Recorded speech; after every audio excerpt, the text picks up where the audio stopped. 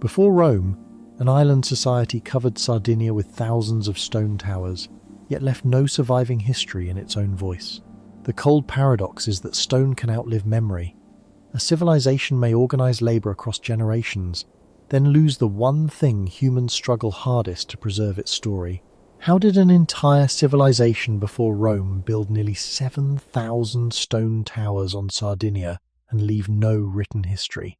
Long before the stone towers rose above Sardinia, the island was already shaping the lives of the people who crossed its valleys, watched its coasts, and returned to the same sources of water year after year.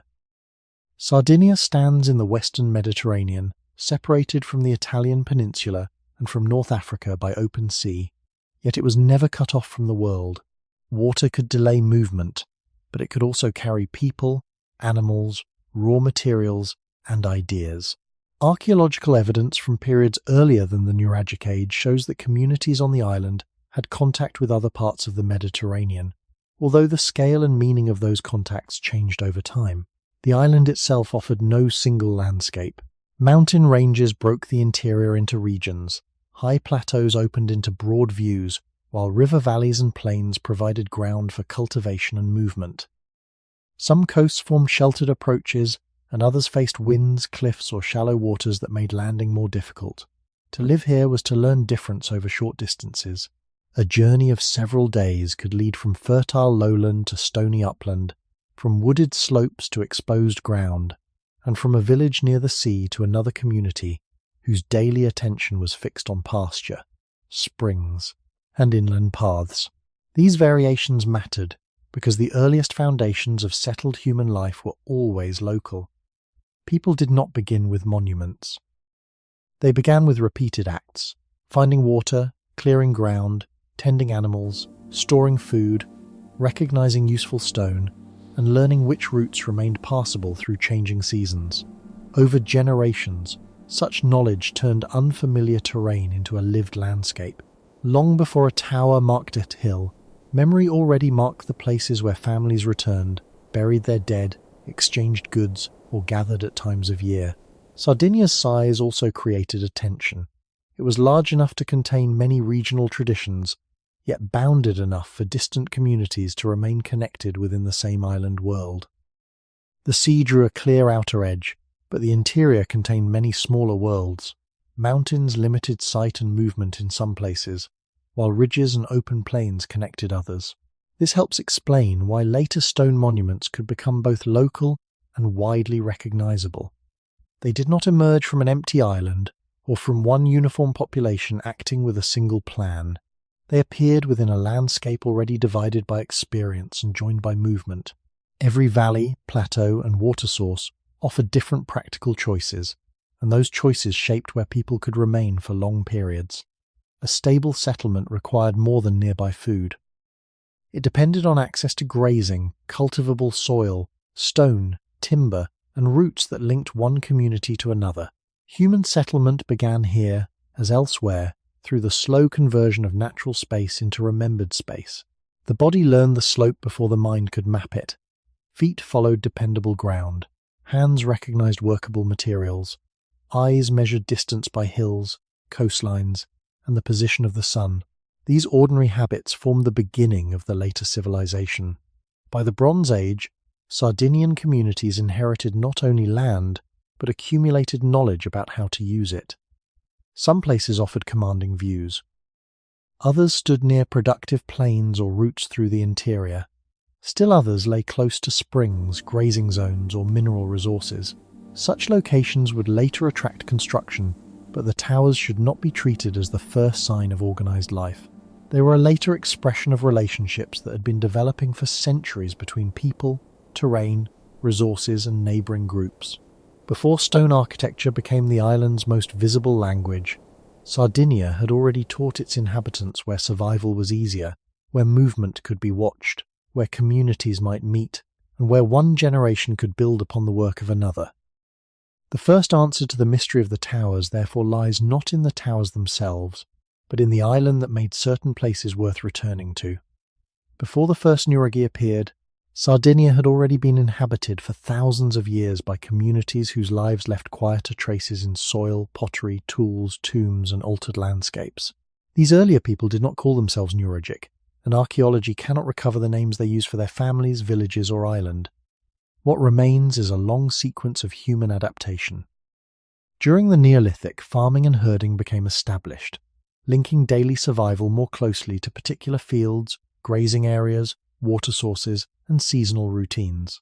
Communities cultivated cereals, kept domesticated animals, made pottery, and used stone for tools, buildings, and burial places. Obsidian from Monte Arsi was especially important.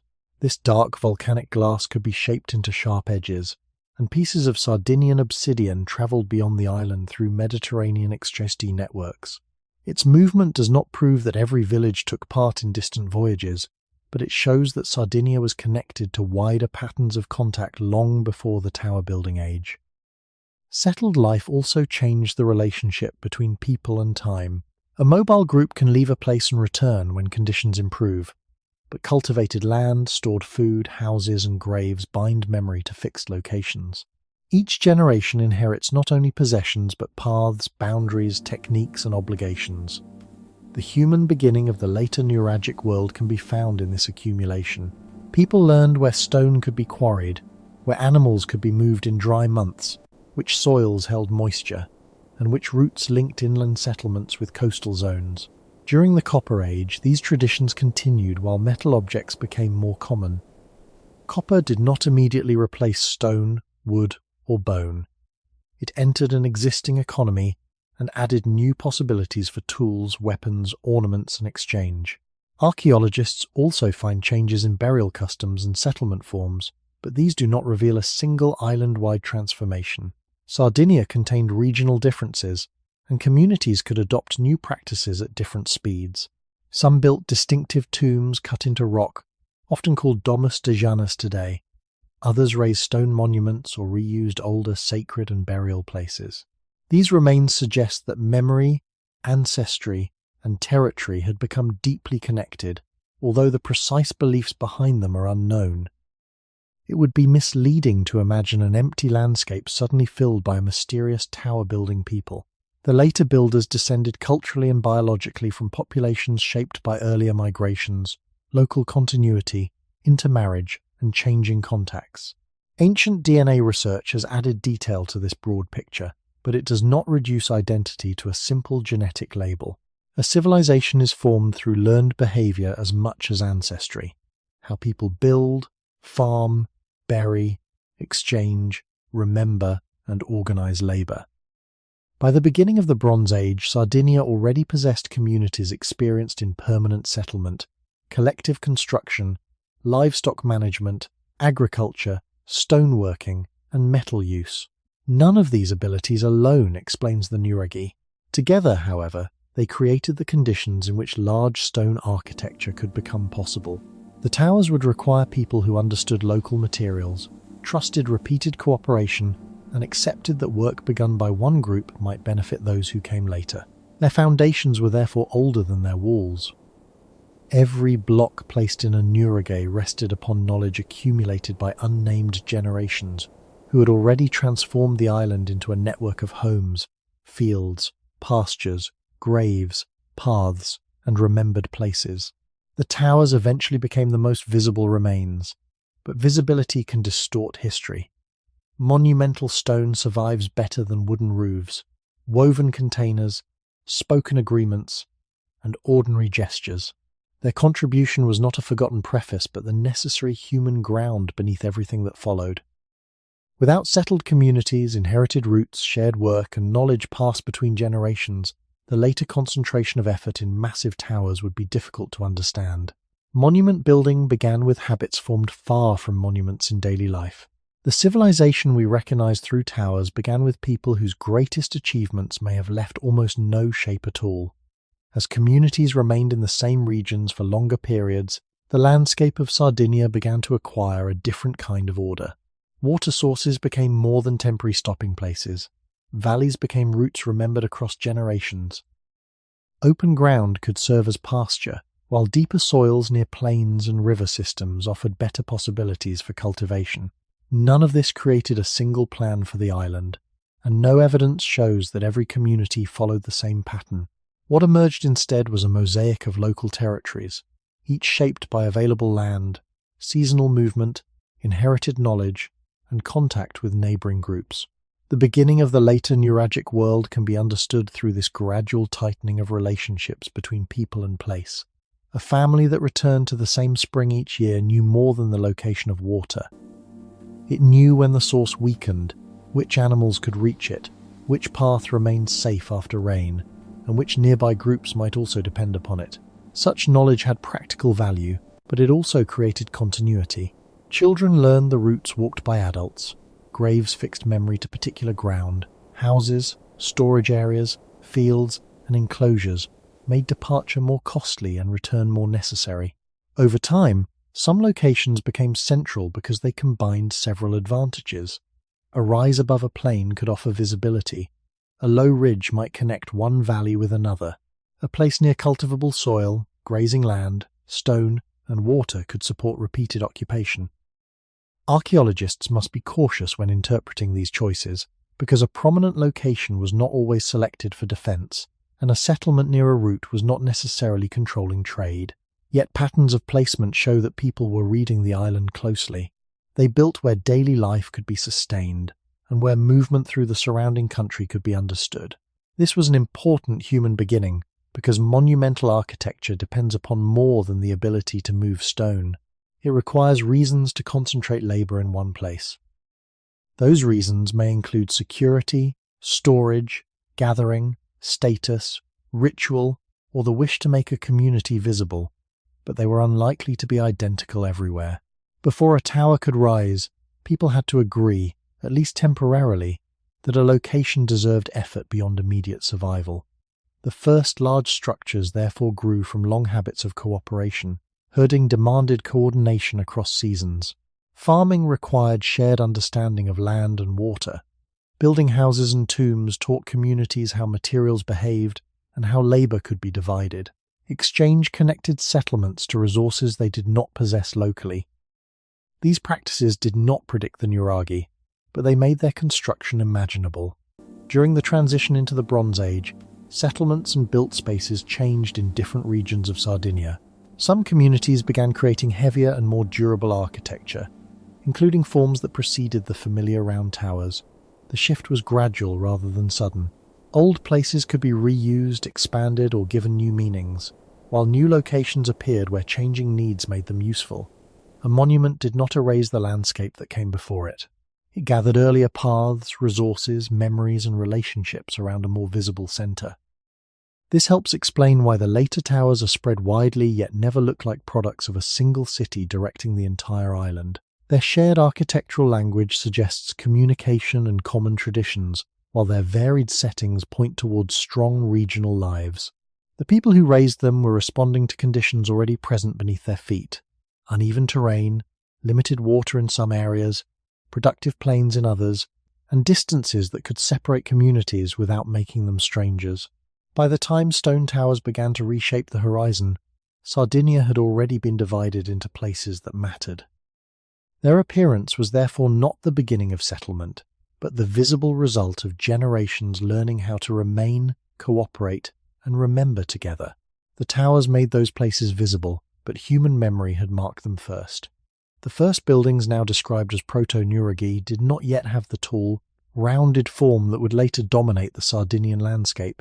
They were lower, broader, and often irregular in plan, as though communities were testing how much weight stone could carry and how interior space might be protected.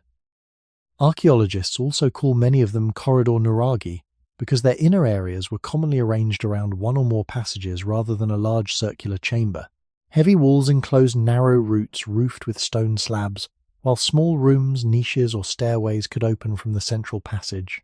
Some structures had entrances on more than one side. Others appear to have been altered after their first construction, reminding us that these monuments were not always completed according to a single design. They could grow as the needs and abilities of a community changed.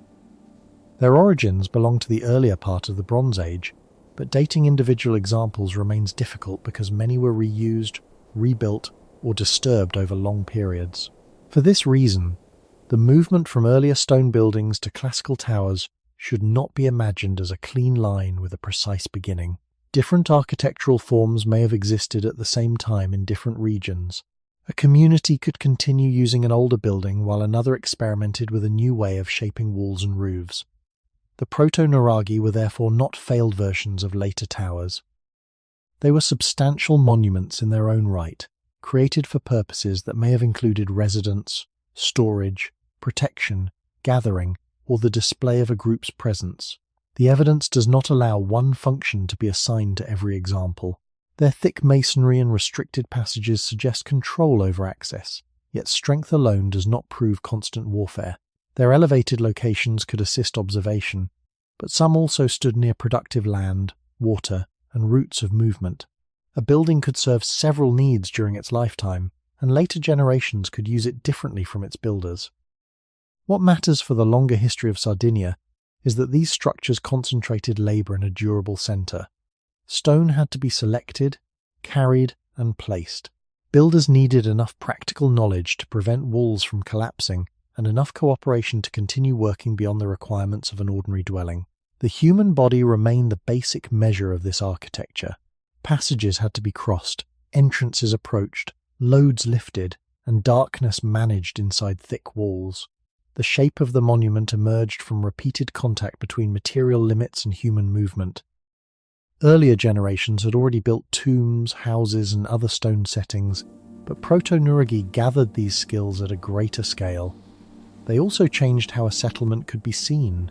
A massive low structure created a fixed point in a landscape of fields, pasture, paths, and seasonal activity. It could make one place more recognizable to neighbors and more difficult for descendants to abandon without memory. The beginning of tower building was therefore also a change in how communities expressed permanence. They were no longer marking land only through use, burial, and oral memory. They were placing enormous quantities of stone where later generations would have to encounter them. Each surviving example preserves only part of that process, because collapsed upper levels and later repairs can conceal its earliest form. Archaeology can compare plans and building sequences, but it cannot recover every experiment, abandoned attempt, or reason behind construction. Over time, experiments with corridors, wall thickness, upper spaces, and internal support contributed to new architectural possibilities. The familiar circular chamber and rising corbelled tower would come later, but its appearance depended on lessons learned within these heavier and less regular monuments. Sardinia's most recognizable architecture began not with a perfect tower, but with a long period of adjustment in which communities gradually discovered how stone could enclose space, carry height, and preserve a human decision after the people who made it were gone. The rounded tower that later became the clearest symbol of Nuragic Sardinia represented a major change in how builders controlled weight, height, and enclosed space. Instead of relying mainly on long internal corridors beneath a broad mass of masonry, many communities began constructing circular chambers inside walls that narrowed as they rose. The exterior usually formed a truncated cone, wider at the base and smaller toward the top. Within it, successive courses of stone projected slightly inward until the remaining opening could be closed. This method created what archaeologists describe as a corbelled vault, or tholos. It was not a true arch, because its stones did not depend upon a central keystone. Stability came from careful placement, thick supporting walls, and the gradual reduction of the chamber's diameter. The result could create a high interior room from stones laid without mortar, although wooden elements may also have been used in features that have not survived. Such construction required accumulated practical knowledge rather than an abstract architectural theory preserved in writing. Builders had to understand how irregular blocks rested against one another, how much inward projection remained safe, and how the lower wall carried the growing load. A mistake near the base could affect everything above it. The people moving through these spaces also shaped their design. Entrances were often narrow in relation to the mass of the tower. Passages could lead toward a central chamber, while stairways built within the thickness of the wall sometimes reached an upper level or terrace. Niches opened from some rooms, and small shafts or openings admitted limited light. The interior experience was therefore different from the open settlements outside. A person crossed from daylight into a confined passage, then entered a chamber rising overhead in rings of stone. Archaeology can describe that movement, but it cannot tell us precisely what emotions or meanings the builders attached to it. The towers also varied. Some nuraghi consisted of one main tower, often called a simple nuraghi. Others were expanded through the addition of further towers, connecting walls, courtyards, and defensive-looking outer works. At sites such as Nuragic at Barumini, the surviving complex includes a central tower surrounded by 4 subsidiary towers joined by massive masonry. This arrangement was not the original form of every nuraghi, nor did all sites develop through the same sequence. A single tower might remain sufficient for one community, while another could be enlarged as population, resources, local authority, or practical needs changed. Building upward and outward transformed more than architecture. A tall stone tower could be recognized from fields, paths, and neighboring elevations. It made the labor of earlier generations visible to people who had not witnessed its construction. The structure could therefore anchor settlement, territory, and collective memory even when its exact function changed. Yet shared form does not mean centralized command. Similar towers across Sardinia may reflect communication, skilled builders moving between communities, imitation, inherited tradition, or several of these processes together. Their distribution shows that the idea became widely understood, but no surviving evidence identifies a ruler who ordered the island to build them. The transition from corridor monuments to rounded towers was probably uneven, with older and newer forms continuing side by side. What gradually emerged was a recognizable architectural language. Circular mass, narrowing profile, thick walls, interior stairs, and chambers closed by overlapping stone. Human communities had learned to make local rock rise above ordinary roofs and remain standing beyond a single lifetime. The classical nuraghi was not merely a larger shelter, it was a new way of turning cooperation, technical memory, and attachment to place into a permanent shape on the Sardinian horizon. Each tower also carried the limits of its landscape, because available rock, slopes, access routes, and the number of people who could be gathered influenced what was possible. A shared tradition could therefore produce monuments that remained related without becoming identical. Once the rounded nuraghi became established, the form spread across Sardinia with remarkable persistence, yet never with complete uniformity. Towers appeared on ridges, beside plains, near routes through the interior, and within landscapes suited to farming, herding, or access to water. Some stood alone, others became the center of settlements that later expanded around them. Their broad distribution suggests that communities across the island recognized a shared architectural idea, but recognition did not require a single authority directing every construction.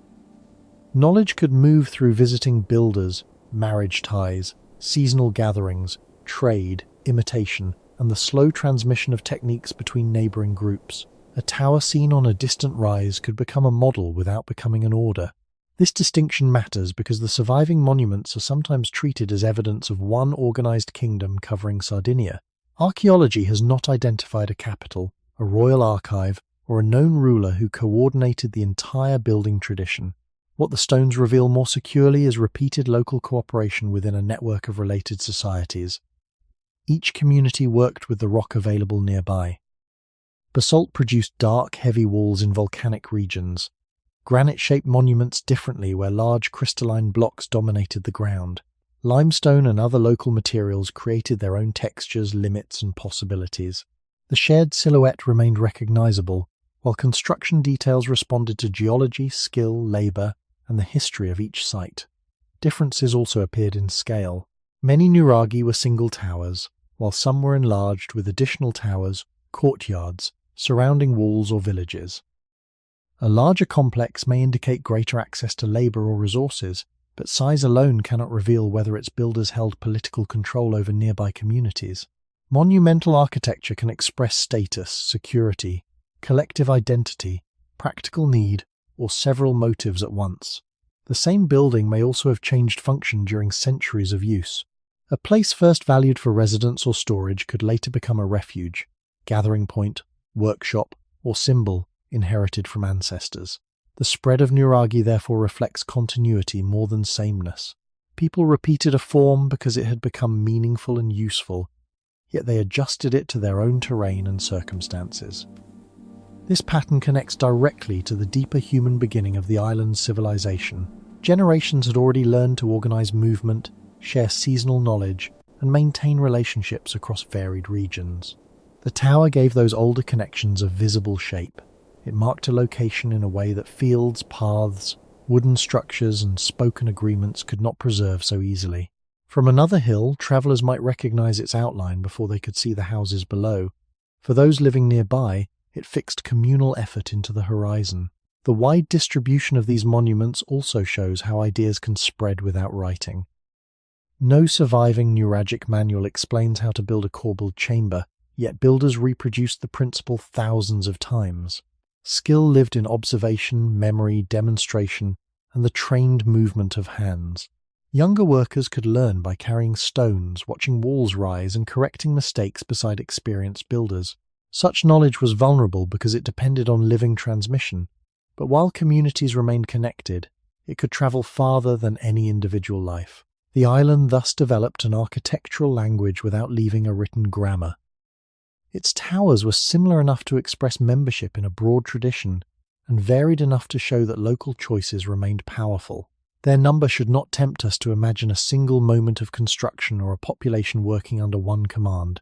They accumulated across generations, one site after another, as communities returned to the same question: how could stone make their presence durable in a landscape already filled with older memories?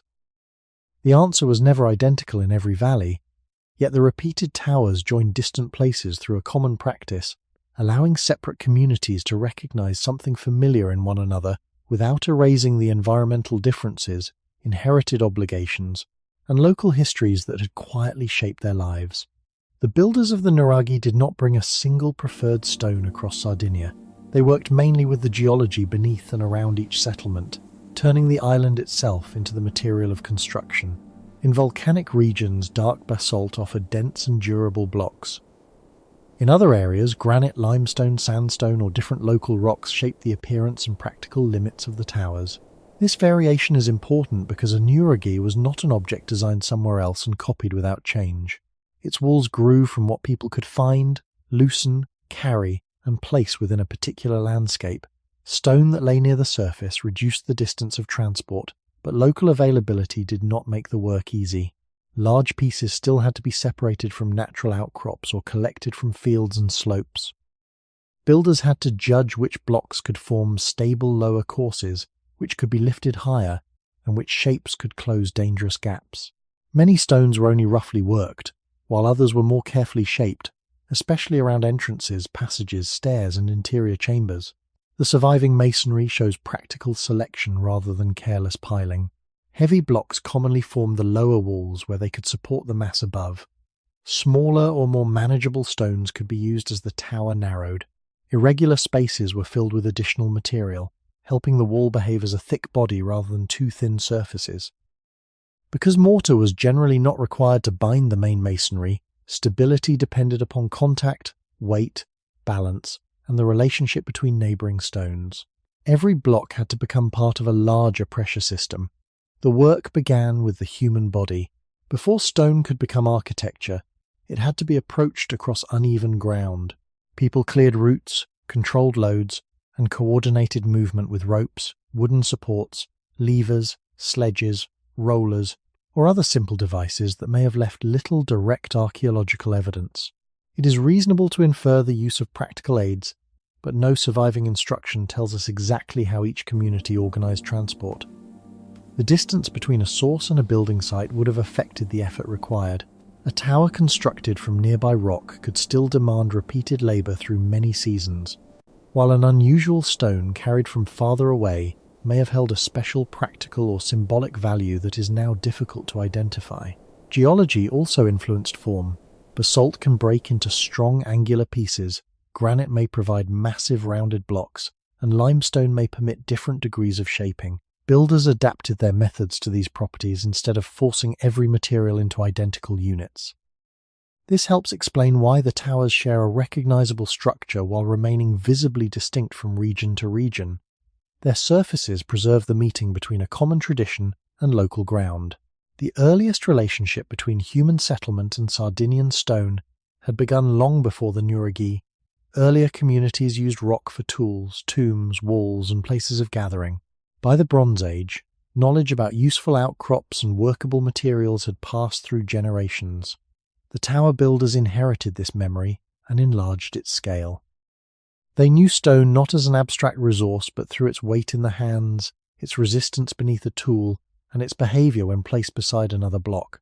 A finished nuraghi concealed thousands of such judgments. From a distance, the tower appeared as one solid monument. Up close, it remained a collection of separate stones, each drawn from the surrounding landscape and made stable through repeated human decisions. The civilization's most durable language was therefore not imposed upon Sardinia.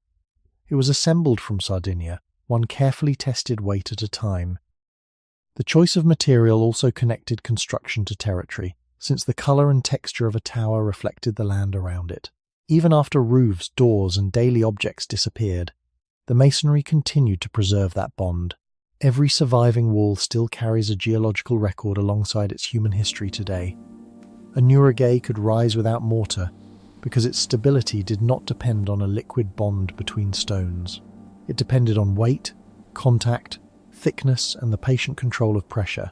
The outer wall leaned slightly inward as it climbed, while the inner face of the chamber also moved inward through successive rings of masonry. Each new course projected a little beyond the one below it. Gradually, the open circle above the room became smaller until the remaining space could be closed with a final stone or a short arrangement of slabs. This produced the corbelled vault, often called a tholos. It resembled a dome from inside, but its structure differed from a true arch. No central keystone locked curved blocks into place. Instead, every ring rested upon the mass beneath it, and the enormous thickness of the surrounding wall helped carry the load downward and outward. The wall was not a hollow shell. It was a deep body of masonry, often formed by carefully placed outer and inner faces with smaller stones packed between them. This filling helped distribute force, closed irregular gaps, and reduced movement within the structure. Builders did not need every block to be perfectly shaped, but they needed to understand how one stone touched another. A broad, stable face could support the next course. A narrow or poorly balanced contact could shift under increasing weight. Larger stones were often most useful near the base, where the pressure was greatest and where lifting them required less height. Higher courses could use smaller blocks that were easier to raise and adjust. The narrowing profile reduced the amount of stone needed at each level, while keeping the centre of gravity over the lower walls. Inside, the chamber was only one element within the mass. Entrance passages, niches, and stairways could be built into the wall itself. These openings weakened the masonry unless their loads were redirected. Heavy lintels crossed doorways, while the stones above could be arranged so that pressure moved toward the stronger sides of the passage. Some entrances preserve relieving spaces above the lintel, reducing the direct weight placed upon a single block. Stairways followed the curve of the tower within the wall, connecting lower rooms with upper spaces or terraces. Their construction demanded planning from the beginning because they could not simply be added after the surrounding mass had hardened. Yet archaeology cannot recover a complete building sequence for every tower. Upper levels have often collapsed, later occupants changed interiors, and repairs may conceal earlier decisions. The surviving walls still reveal a technology learned through practice. Builders judged stone by sound, fracture, shape, and weight. They watched how a course settled before raising another. They corrected uneven surfaces with smaller pieces and adjusted the angle as the chamber narrowed. Knowledge was carried in bodies and repeated actions rather than preserved in manuals. An experienced builder could show where a block should turn, where pressure might open a joint, and when a wall was beginning to lean too far. Such teaching linked generations. A young worker who first carried filling stones might later place the visible face of a wall, then guide others through the same decisions. The tower therefore preserved more than labour. It preserved a chain of observation extending backward through people whose names are lost. Its strength came from thousands of small judgments made before any single roof was closed. The finished chamber could remain cool and dim even when the exterior stood beneath strong Mediterranean sunlight. Its atmosphere resulted from thick masonry and restricted openings, not from any purpose that can be known with certainty.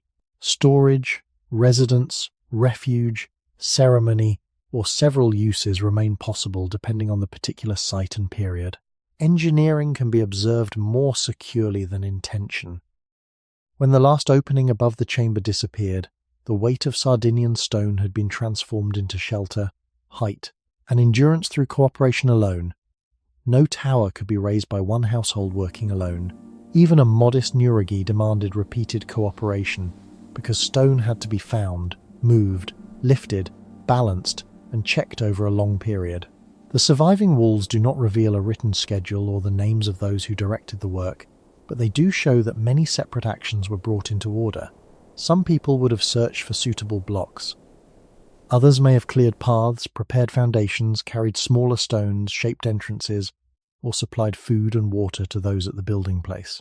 These roles need not have formed permanent occupations, and archaeology cannot identify a fixed class of professional architects. Skill may have belonged to experienced individuals who moved between communities, to local builders trained over years, or to both. What can be stated more securely is that knowledge had to be coordinated. The lower courses determine the future of the tower, so early decisions required care. As the walls rose, the work became slower and more dangerous.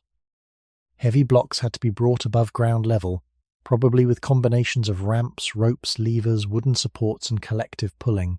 The exact devices remain uncertain because perishable materials rarely survive, yet simple mechanical aids are a reasonable explanation for tasks that human strength alone could not perform safely. Cooperation also had a biological limit. Bodies tired, hands were injured, and heat reduced endurance. Construction therefore had to fit around food production, herding, seasonal weather, and the other demands that kept a community alive. A tower may have grown through separate episodes rather than one uninterrupted campaign. Work could pause during harvest, drought, conflict, or shortage, then continue when labour became available again. This possibility helps explain repairs, changes in masonry, and additions made by later generations. Monumental building was not separate from ordinary life. It depended on ordinary life producing enough food, trust, and shared purpose to release people from immediate tasks for limited periods. The process also linked age groups. Younger members could begin with transport and filling, learning the weight and behaviour of stone through repetition. More experienced workers could guide placement, inspect joints, and judge whether a wall was settling unevenly. Knowledge passed through demonstration rather than written instruction. A gesture, correction, or warning beside the wall could preserve a technique for another generation. In this way, the tower became both a structure and a school of memory. Yet, cooperation does not prove political unity. A community can organize demanding work through kinship, obligation, exchange, persuasion, ritual duty, or leadership that leaves no royal title behind. Larger complexes probably required access to more labor and resources than single towers, but this difference cannot by itself reveal whether one group ruled another. The monuments show capacity, not a complete constitution. They tell us that people could gather around a long task, and that some decisions carried enough authority to be followed. They do not tell us exactly who spoke first, who disagreed, or who received the greatest benefit.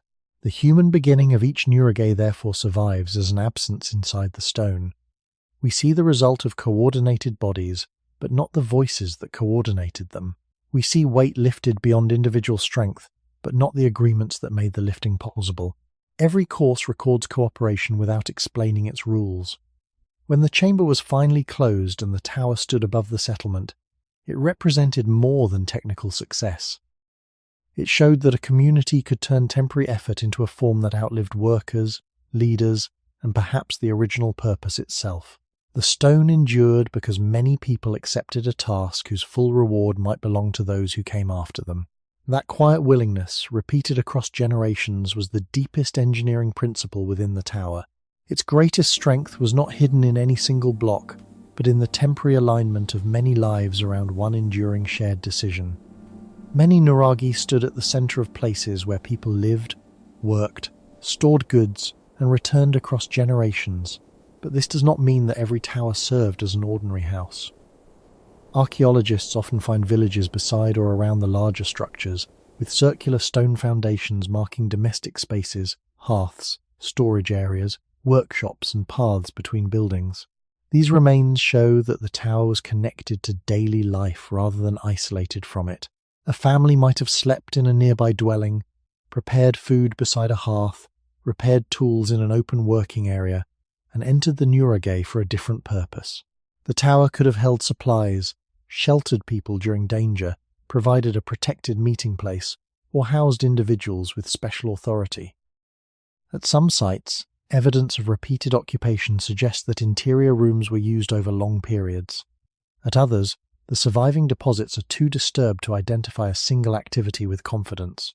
The thick walls created stable temperatures and limited light, conditions that could suit storage as well as temporary shelter. Narrow entrances controlled movement and reduced exposure to weather. Upper levels, where they survived, may have provided additional rooms or access to terraces, yet these architectural features cannot decide the question alone. A strong wall does not prove a military use, and a hearth does not prove permanent residence. Buildings often change purpose as communities change around them. A room used for storage in one generation might become a sleeping space, workshop, ritual setting, or refuge in another. The same tower could therefore support several functions across its lifetime. This flexibility helps explain why nuraghi remained important even when surrounding settlements expanded. Their mass made them difficult to replace, and their position could continue to organize movement through the village. Paths bent toward entrances, houses gathered around courtyards and walls. New generations inherited a structure whose original builders were already gone, but whose presence still shaped where people worked and gathered. The human beginning of this arrangement lay in the ordinary need to keep food, animals, tools, and people safe within a known territory. Settled life concentrates risk. Grain can spoil, animals can be stolen, roofs can burn, and stored wealth can attract conflict. A durable central structure offered one possible response, although archaeology cannot prove that every community faced the same dangers. It also offered visibility. A tower at the center of a settlement made the community recognizable from outside and gave residents a fixed point around which shared activity could be organized. This social role may have been as important as any practical one. A gathering place does not need written laws to matter.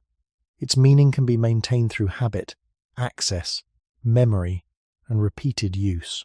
Who entered freely, who stored goods inside, and who made decisions there remain unanswered questions. Differences in scale suggest differences in resources and local importance, but they do not reveal a uniform system across Sardinia. Some nuraghi may have been closely tied to leading households. Others may have belonged more broadly to a village. Many probably combined domestic, protective, economic, and symbolic roles in ways that modern categories separate too sharply. The safest conclusion is not that the towers were houses, forts, temples, or warehouses alone. It is that they stood within living communities and absorbed changing needs. Their rooms were not empty monuments while Nuragic society flourished. They were part of a larger settlement system in which daily survival, stored resources, authority, and collective memory met inside the same enduring walls. Around them, children learned the entrance, workers crossed courtyards, and elders watched repairs alter walls. Such repetition turned architecture into inherited experience. Even when the original reason for construction faded, the tower could remain useful because people adapted it rather than abandoned it. Its presence joined practical need to social continuity, allowing stone to hold a community together without preserving any clear explanation of how that role began. Many nuraghi occupy positions that naturally invite a defensive interpretation. Some stand on ridges, rocky rises, or edges of plateaus where movement through the surrounding country could be observed. Their entrances are often narrow, their walls exceptionally thick, and their upper levels may once have provided wider views than the surviving ruins allow today. Larger complexes added subsidiary towers, curtain walls, and restricted courtyards, creating spaces that could limit access and protect those inside. At Nuragic, for example, the central tower was enclosed by 4 connected towers and massive masonry, while later alterations made entry more controlled. These features make protection a reasonable part of the discussion, but they do not prove that every nuraghi was built primarily as a fortress. A high position can serve several purposes. It can watch a path, display a community's presence, overlook grazing land, mark a boundary, or simply occupy ground already valued for settlement. Thick walls were necessary for supporting height and corbelled chambers even when defence was not the main concern. Narrow passages helped control movement, yet they could also preserve internal temperature, reduce weather exposure, or organise access to stored goods. Archaeology must therefore separate what the architecture could do from what its builders intended it to do. Some towers may have offered refuge during periods of danger. A community living in lighter houses nearby could move people, food, tools, or valuable animals toward a more durable centre when threatened. The upper spaces of a tower might also have allowed watchers to notice travellers, herds, smoke, or unusual movement across open ground. In places where several nuraghi were visible from one another, information may have passed rapidly through sound, fire, gesture, or messengers. Such possibilities are practical, but there is no secure evidence for a single island-wide signalling system directed by a central military authority. Visibility between monuments does not automatically create a coordinated network. Two communities may watch the same valley without obeying the same leader. Towers could reflect local territories whose boundaries shifted through marriage, exchange, rivalry, and seasonal use. Their distribution suggests close attention to land, but not a map of permanent political borders. The human origins of this vigilance lie in the basic vulnerability of settled life. Fields cannot be moved when conflict approaches. Stored grain concentrates months of work in one place. Herds require roots and water that neighbours may also need. Families who invest labour in houses, tombs and towers become more deeply attached to ground and more exposed to anyone who challenges their access to it. Under such conditions, seeing farther and controlling an entrance could matter without turning daily life into continuous warfare. Defensive preparation may have been occasional, woven into architecture that usually served quieter tasks.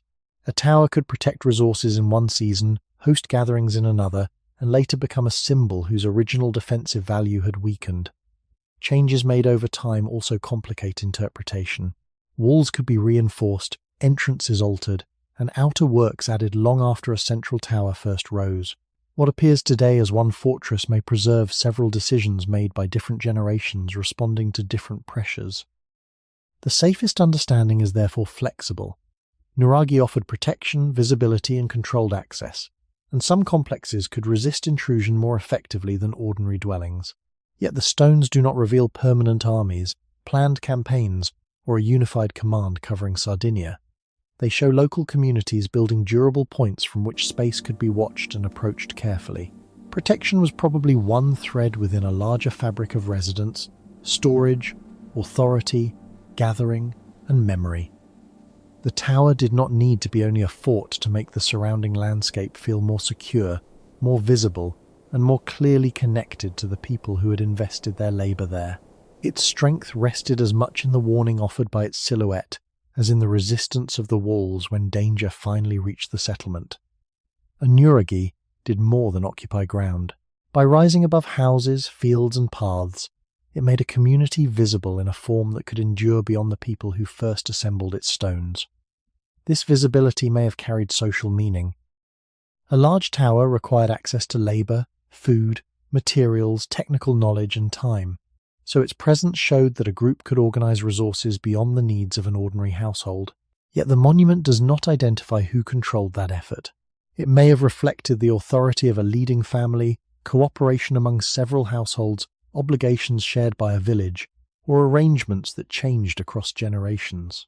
Archaeologists continue to debate how hierarchical Nuragic society was, and the evidence does not support one simple model for the whole island.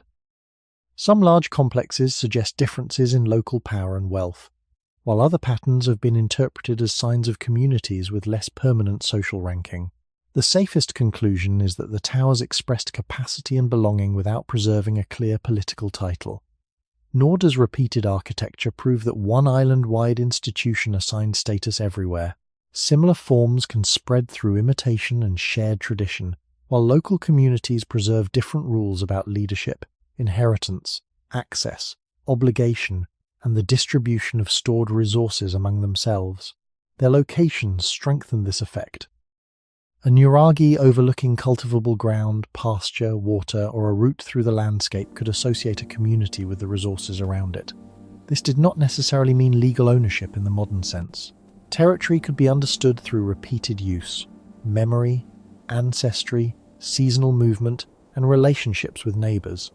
A durable monument helped make such connections visible. People approaching from another valley could see that the place was inhabited, organised, and remembered. The tower may therefore have marked presence, even when it did not form a defensive border. Its stone silhouette announced that human labour had been concentrated there, and that the surrounding land was not socially empty. Scale could deepen that message. When a central tower was enlarged with additional towers, walls, or a courtyard, later builders were not merely adding usable rooms. They were also increasing the amount of inherited work contained in one place. Each addition joined living people to earlier generations, whose decisions could no longer be reversed easily. A community using such a complex stood within an architecture of accumulated obligation. Repairs had to be made, access negotiated, and old spaces adapted to new needs. Authority may have been expressed through who organised those tasks, who entered particular rooms, who controlled stored goods, or who represented the settlement during gatherings. None of these relationships can be reconstructed with certainty, because walls preserve movement more readily than rules. The absence of written records removes the names, offices, and disputes that might explain how power operated. What survives is an uneven material pattern. Some monuments are modest, others dominate their surroundings. Some settlements cluster closely around towers, while others develop differently. These variations warn against imagining every Nuragic community as a copy of the next. They also show that stone architecture could communicate several forms of status at once. It might honour collective achievement, support a prominent household, protect shared resources, identify a local group, or connect present residents with remembered ancestors. These meanings could overlap rather than compete. The human beginning beneath them was the need to make relationships stable in a world where spoken agreements disappeared with the speakers. Stone could not record the terms of an alliance or the name of a leader, but it could preserve evidence that people had once acted together. A nuraghi turns social cooperation into a visible fact while leaving its internal balance of power unresolved. That is why the towers remain both informative and silent. They show that authority existed strongly enough to mobilize work, yet they refused to reveal whether it rested in command, consent, custom, kinship, or some changing mixture of them all. Around many nuraghi, daily life unfolded not within the tower alone, but among clusters of smaller buildings spread across the surrounding ground. Archaeologists often identify these dwellings by low circular stone walls, because the lighter materials that once formed roofs and upper structures rarely survived. Timber, branches, reeds, earth, and other perishable materials may have completed the houses, but the exact combination varied and cannot always be reconstructed. What remains most clearly is the plan: rounded spaces placed close to paths, courtyards, working areas, and the massive architecture that dominated the settlement. Inside some houses, hearths, grinding stones, pottery fragments, storage containers, animal remains, and traces of craft activity reveal repeated domestic use. These finds do not allow us to follow one named family through a particular day, yet they show the ordinary labour that sustained the civilization behind the towers. Grain had to be processed. Food had to be cooked. Vessels had to be repaired or replaced. Tools required maintenance, and animals supplied meat, milk, hides, bone, and labour according to local conditions. The stone tower could preserve a community's presence for centuries, but these quieter activities made that presence possible each season. Circular houses were not identical. Some contained one principal room, while later settlements could include more complex groups of rooms arranged around a central courtyard. At certain sites, larger circular buildings with stone benches have been interpreted as meeting places, although their exact use may have changed over time. Workshops, storage spaces, and areas for cooking could exist beside dwellings, and the boundary between domestic and communal activity was probably less fixed than a modern floor plan suggests. A household might prepare food in one place, store goods in another, and share a working area with neighbours. Movement through the village connected these spaces into a lived system. Paths were shaped by repeated feet rather than by a written plan. Smoke, water, animals, waste, tools, and stored food all had to be managed within limited ground. The beginning of this settlement pattern lay in older human habits of returning to dependable places, but the presence of a nuraghi increased the permanence of the arrangement. Houses could be rebuilt more easily than towers. As walls collapsed or roofs decayed, residents could repair them, alter their interiors, or place new rooms over earlier remains. The central monument, however, continued to guide where people approached, gathered, and recognized the settlement from afar. This does not mean every village grew in a neat circle around its tower. Terrain, earlier occupation, water access, and changing population affected each site differently. Some settlements became dense and extensive, while others remained small or are only partly known because excavation has exposed limited areas. Archaeological survival also creates imbalance. Stone foundations are visible, while woven baskets, wooden furniture, cloth, spoken instructions, and most personal possessions have vanished. The remaining objects therefore offer fragments rather than a complete household inventory. Pottery is especially valuable because broken pieces endure and can reveal cooking, serving, transport, and storage practices. Yet even a vessel does not tell us who owned it, who shaped it, or what words were spoken around it. The village preserves actions without voices. Seen beside the tower, these low houses correct the impression that Nuragic society was made only of monumental builders. It was sustained by people carrying water, tending fires, preparing food, raising children, watching animals, and repeating tasks whose results were consumed, worn out, or discarded. Their work rarely rose above the horizon, but without it, no tower could have been built, maintained, or remembered. The civilization's deepest continuity lived not only in stone monuments, but in the small routines performed around them, until each ordinary day became part of a history that no written record preserved. Beneath every surviving foundation lies this quieter record of cooperation, adaptation, and care, preserved indirectly through the spaces where generations once worked together each day. Life around a nuraghi depended less on the monument itself than on the steady production of food across changing seasons. Communities needed grain, animals, water, fuel, and stored reserves before they could support builders, metalworkers, travellers, children, and older people. Archaeological evidence from Nuragic settlements includes cereal remains, grinding stones, animal bones, storage vessels, hearths, and tools connected with farming and herding. These traces suggest an economy built from several activities rather than one dominant source of food. Wheat and barley were among the crops known in Bronze Age Sardinia, while sheep, goats, cattle, and pigs contributed meat, milk, hides, bone, and manure. Hunting and the collection of wild plants may also have supplemented daily needs, but their importance varied by region and period. The island offered no uniform agricultural landscape. Fertile plains supported different choices from rocky uplands, and communities near the coast could use resources unavailable to inland settlements. Survival therefore depended on matching work to local conditions. Fields had to be prepared, sown, protected, harvested, and processed. Herds required grazing, water, shelter, and movement between seasonal pastures. Each task followed its own rhythm, yet the rhythms overlapped. Harvest could demand concentrated labor at the same time animals still needed care. Dry weather could reduce water and pasture. Heavy rain could damage paths or stored grain. A community that failed to coordinate these demands risked losing the surplus needed for the months ahead. This practical cycle reaches back to the earliest settled human communities, when remaining in one place transformed food from something gathered for the present into something planned across an entire year. Storage became a form of memory. Grain held in a vessel represented earlier rain, earlier labor, and confidence that the container would remain protected until needed. Animals also carried time within their bodies, because breeding, growth, milk production, and slaughter linked present choices with future supply. Nuragic households likely balanced immediate consumption against these longer needs without written records. Knowledge passed through observation: when to sow, where pasture recovered, which animals should be kept, and how long grain could remain usable. A poor season did not affect every settlement equally, and archaeology cannot reconstruct every drought, shortage, or local response. Still, storage spaces and durable containers show that communities prepared for delay between production and use. Surplus also made other forms of activity possible. People could spend time repairing towers, shaping metal, exchanging goods, or participating in gatherings only when enough food had been secured.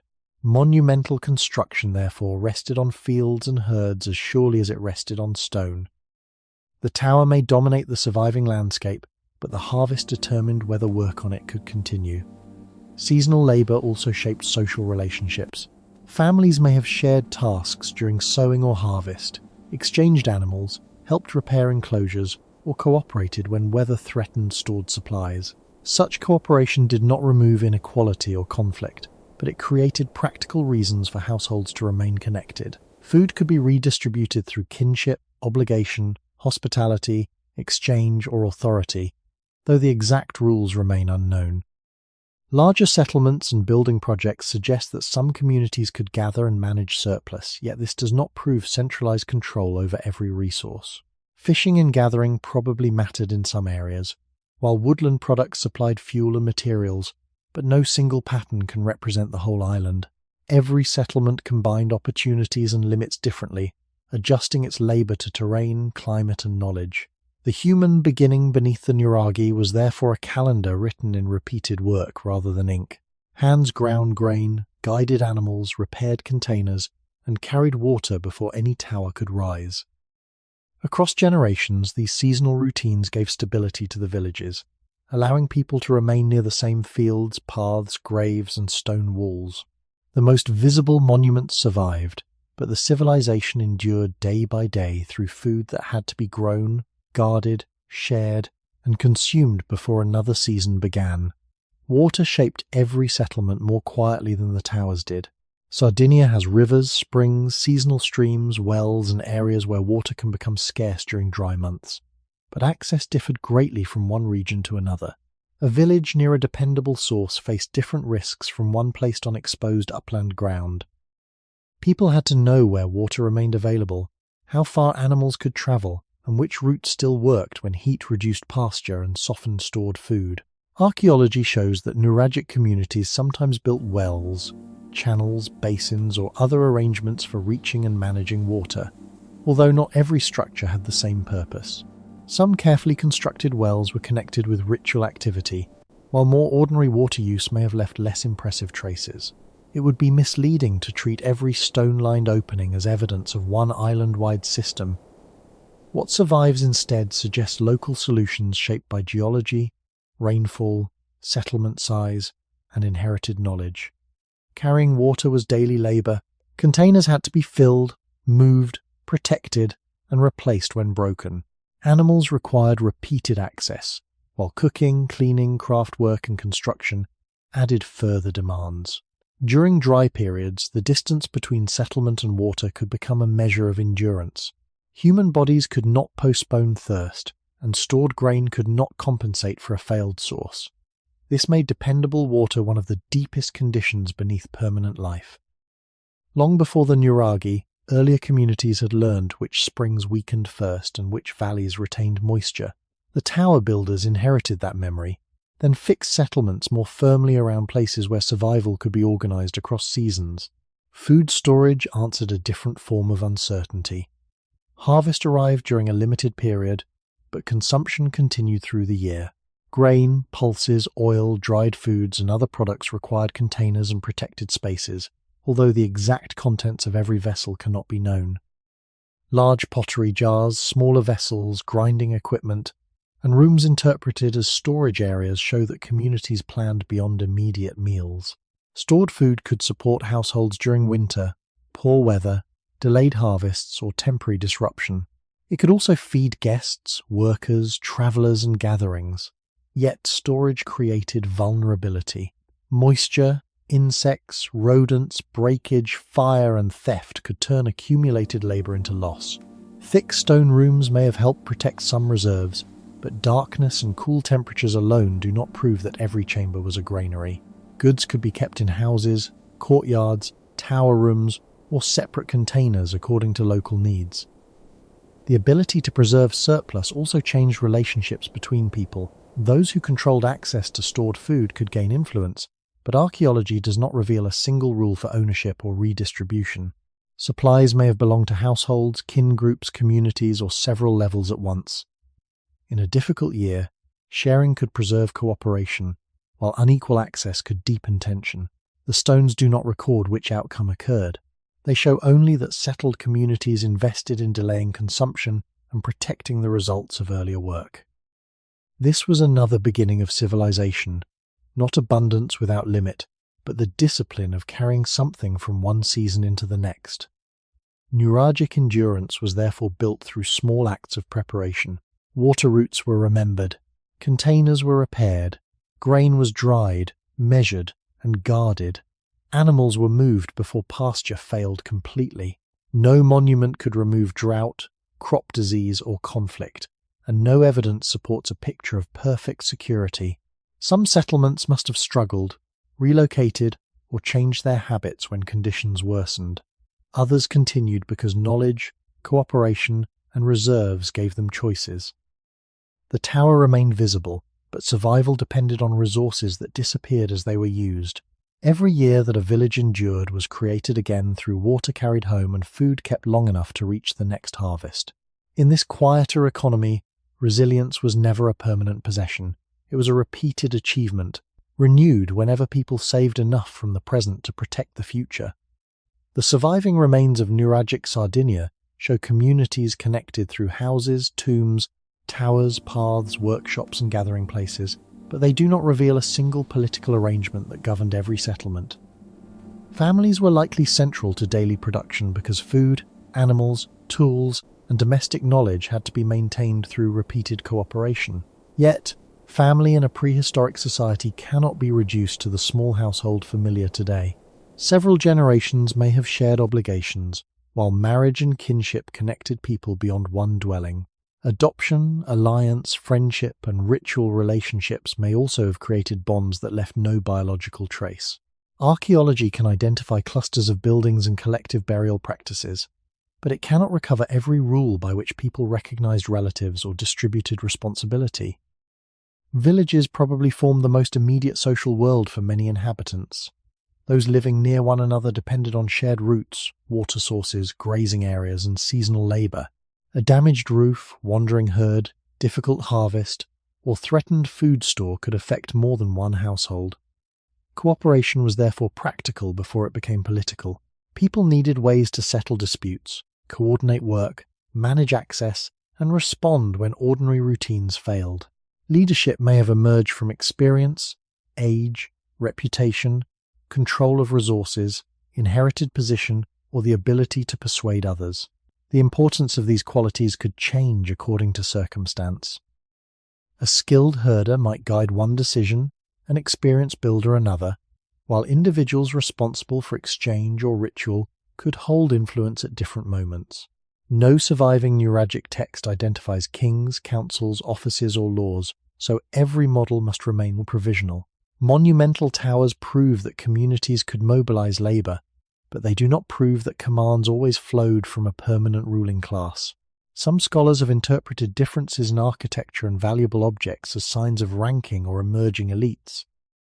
Others emphasize the absence of clear palaces, royal graves, written administration, and strongly separated elite residences, suggesting more collective forms of organization. These interpretations need not describe every place or century in the same way. Sardinian society changed through time, and a settlement with powerful local leaders could exist beside another where authority was more widely shared. Population structure also mattered. Small communities could rely heavily on face-to-face knowledge, memory, and personal obligation. As villages expanded or several groups gathered around a complex, relationships became harder to manage through familiarity alone.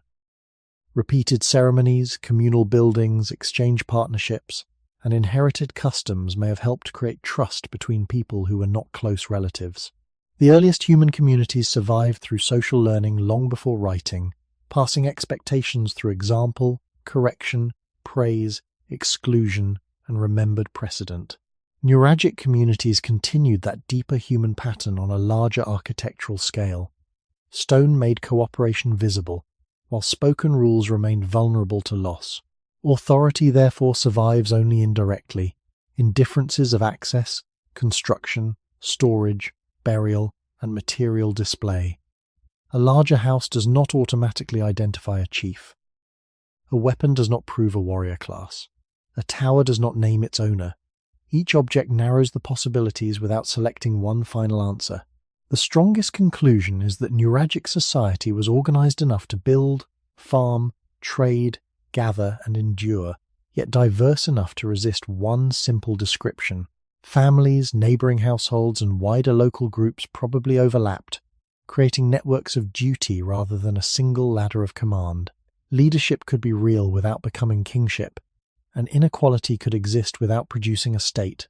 What held such communities together may have been less a fixed institution than a repeated balance between independence and dependence. Households needed their own stores and routines, yet no household could easily build a tower, maintain distant exchange, protect common water, or conduct large gatherings alone. Community began wherever separate lives repeatedly met the same necessity. The silence of writing leaves those distinctions unresolved, reminding us that social order can shape every day of human life, while leaving behind no title for the people who maintained it. Who persuaded a community to stop ordinary work and begin raising a tower cannot be recovered from stone alone. The construction of a nuraghi required decisions about location, materials, timing, food, and the division of effort, yet no surviving record identifies the person or group that made those decisions. Labour may have been organised through several overlapping relationships. Households could contribute workers because they expected access to protection, storage, land, or shared facilities. Kin groups might accept obligations inherited through marriage and ancestry. Neighbours could exchange assistance, helping with construction in return for support during harvest, herding, or later building projects. Religious duty, seasonal gathering, rivalry, and the wish to strengthen a community's standing may also have encouraged participation. None of these possibilities requires a king commanding a permanent workforce. A society can coordinate difficult labour through custom, reputation, persuasion, and temporary leadership, especially when most participants know one another and expect to meet again. The scale of the task still demanded organisation. Stone gathering had to occur before placement. Paths and ramps needed preparation. Food and water had to reach workers who were temporarily removed from fields and herds. Experienced builders had to remain near the wall while others carried, lifted, filled, and adjusted. Some individuals probably possessed greater technical knowledge, but specialized skill did not necessarily create a separate social class. A respected mason could guide construction while returning to farming or herding during other seasons. Leadership could become stronger during dangerous or complex stages, then weaken when the work paused. This kind of flexible authority leaves little clear evidence because it is attached to a task rather than a permanent office. Larger complexes complicate the picture. Adding towers, courtyards, and outer walls required more labour than maintaining a small single tower. Such projects may indicate communities with wider alliances, greater surplus, or leaders able to mobilise people from several settlements. They may also represent work accumulated through long periods, with each generation adding only part of the visible whole. A monument that appears overwhelming when viewed as one event becomes more possible when divided across seasons and descendants. Estimates of labour can help test what construction demanded, but they cannot reveal whether workers acted willingly, under pressure, or through obligations understood as ordinary. The stones record effort without recording consent. Population size also placed limits on organisation. A small village could not remove every able body from food production for long. Work probably intensified when agricultural demands were lower, and participation may have rotated among households. Gatherings connected with exchange or ceremony could bring additional people together, turning social meetings into opportunities for collective work. Movement between neighbouring territories may have carried skilled builders and methods from one site to another. The shared design of nuraghi suggests communication, yet the local variation of each structure shows that knowledge was adapted rather than mechanically copied. Behind this system lay one of humanity's oldest social abilities, the capacity to cooperate with people beyond the immediate family for a result no individual could create alone. That ability had supported hunting, farming, defense, ritual, and exchange long before the Bronze Age. On Sardinia, it became visible in walls whose weight exceeded any single body. Authority was present because decisions were followed, but its shape may have shifted between elders, builders, household representatives, ritual figures, and influential families. Different settlements could solve the same problem through different arrangements. The nuraghi, therefore, do not prove either equality or rigid hierarchy. They show communities repeatedly finding enough agreement, obligation, or pressure to transform shared time into enduring stone. Whatever form it took, mobilization had to remain connected to trust, memory, and future benefit, because people surrendering days of labor needed reasons to believe that the monument would serve lives beyond their own generation. The unanswered question is not whether someone organized the work, but how leadership became acceptable without leaving a written name behind. Differences in status may be visible in Nuragic Sardinia, but they appear through scattered material signs rather than written titles or unmistakable royal monuments. Weapons, ornaments, bronze objects, imported goods, and the scale of architecture suggest that some people or groups had greater access to valued resources than others. A finely made sword, an elaborate pin, or a small bronze figure required skill, metal, fuel, time, and connections. Such objects were not equally distributed, and their presence can indicate prestige, specialized roles, or participation in wider exchange. Yet possession alone does not reveal a permanent social class. A weapon might belong to a person valued for defense, hunting, ceremony, or representation. Jewelry could mark age, family connection, marriage, ritual responsibility, or wealth. Bronze figurines may depict warriors, archers, leaders, worshippers, animals, boats, and other subjects, but they were often placed in sacred or ceremonial contexts. They should not be treated as a complete picture of ordinary society. Their exaggerated details may communicate identity or importance rather than daily appearance. Architecture provides another uneven sign. Some settlements contain larger complexes, more elaborate defensive works, or buildings interpreted as communal meeting spaces. These differences suggest that certain places could gather more labor and resources, perhaps because they held greater regional influence. Still, a large monument does not identify an individual ruler. It may represent accumulated work by several generations, cooperation among neighboring groups, or a community seeking to display strength and continuity. The human roots of status are older than cities and writing. In small societies, influence often grows from skill, generosity, memory, courage, age, family ties, or the ability to organize others. These qualities can create inequality without producing a rigid hierarchy inherited unchanged across centuries. Nuragic communities may have known leaders whose authority depended on circumstance and reputation. Some families may have controlled valuable herds, metal, land, or exchange relationships. Others may have gained standing through ritual duties or technical knowledge. Archaeology can suggest these differences, but it cannot show how stable they were or how people understood them. Burial evidence also requires caution. Collective tombs may emphasize shared ancestry rather than individual rank, yet differences in treatment and grave goods can still reflect distinctions within a group. The absence of richly furnished royal burials does not prove equality, just as the presence of valuable objects does not prove monarchy. Much social power leaves no durable trace. Control over speaking, decision-making, marriage alliances, stored food, or access to communal spaces could shape lives without producing a unique artifact. At gatherings, clothing, weapons, seating, speaking order, and the giving of food may have made rank visible without any written label. Most of these signals vanished immediately. Archaeology, therefore, preserves durable possessions more readily than temporary behavior, creating the risk that metal and stone appear more important than relationships that were enacted through custom. Population and generation also matter. A prominent person in one period may disappear from memory after descendants lose influence, while a household that once controlled resources may later divide or decline. Social structure was probably changing as settlements grew, exchange expanded, and older towers acquired new meanings. This makes a single model for the entire island unlikely. Different regions could support different balances between collective authority and personal prestige. What survives is not a clear ladder from common people to kings, but a field of differences, larger and smaller buildings, ordinary and exceptional objects, local and imported materials, shared tombs and restricted spaces. These signs show that Nuragic society was not socially flat.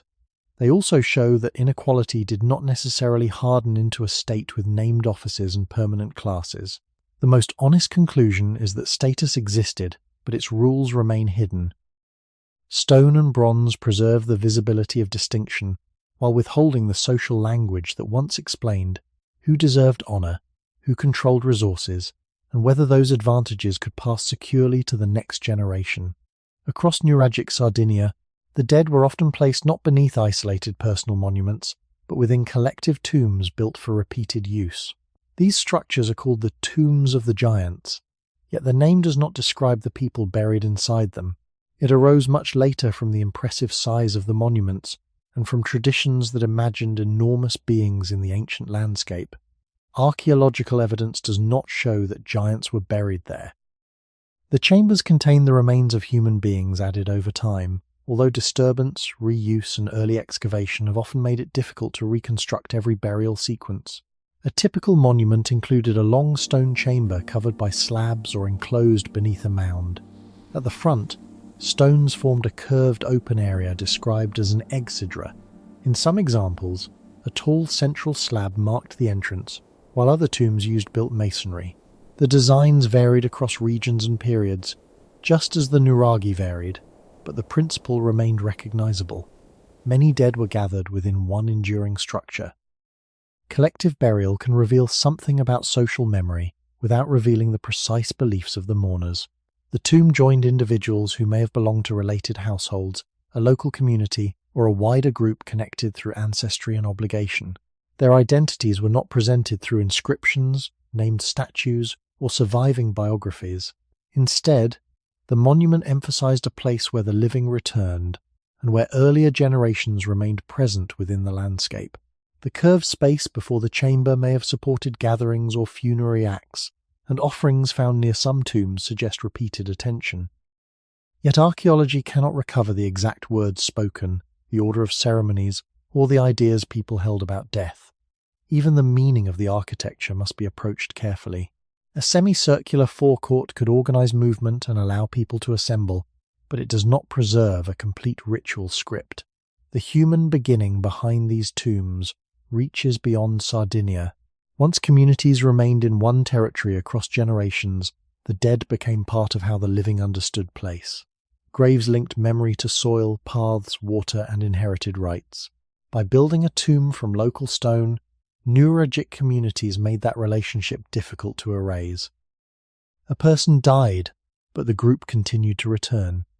New burials entered an older chamber, joining lives separated by years or generations.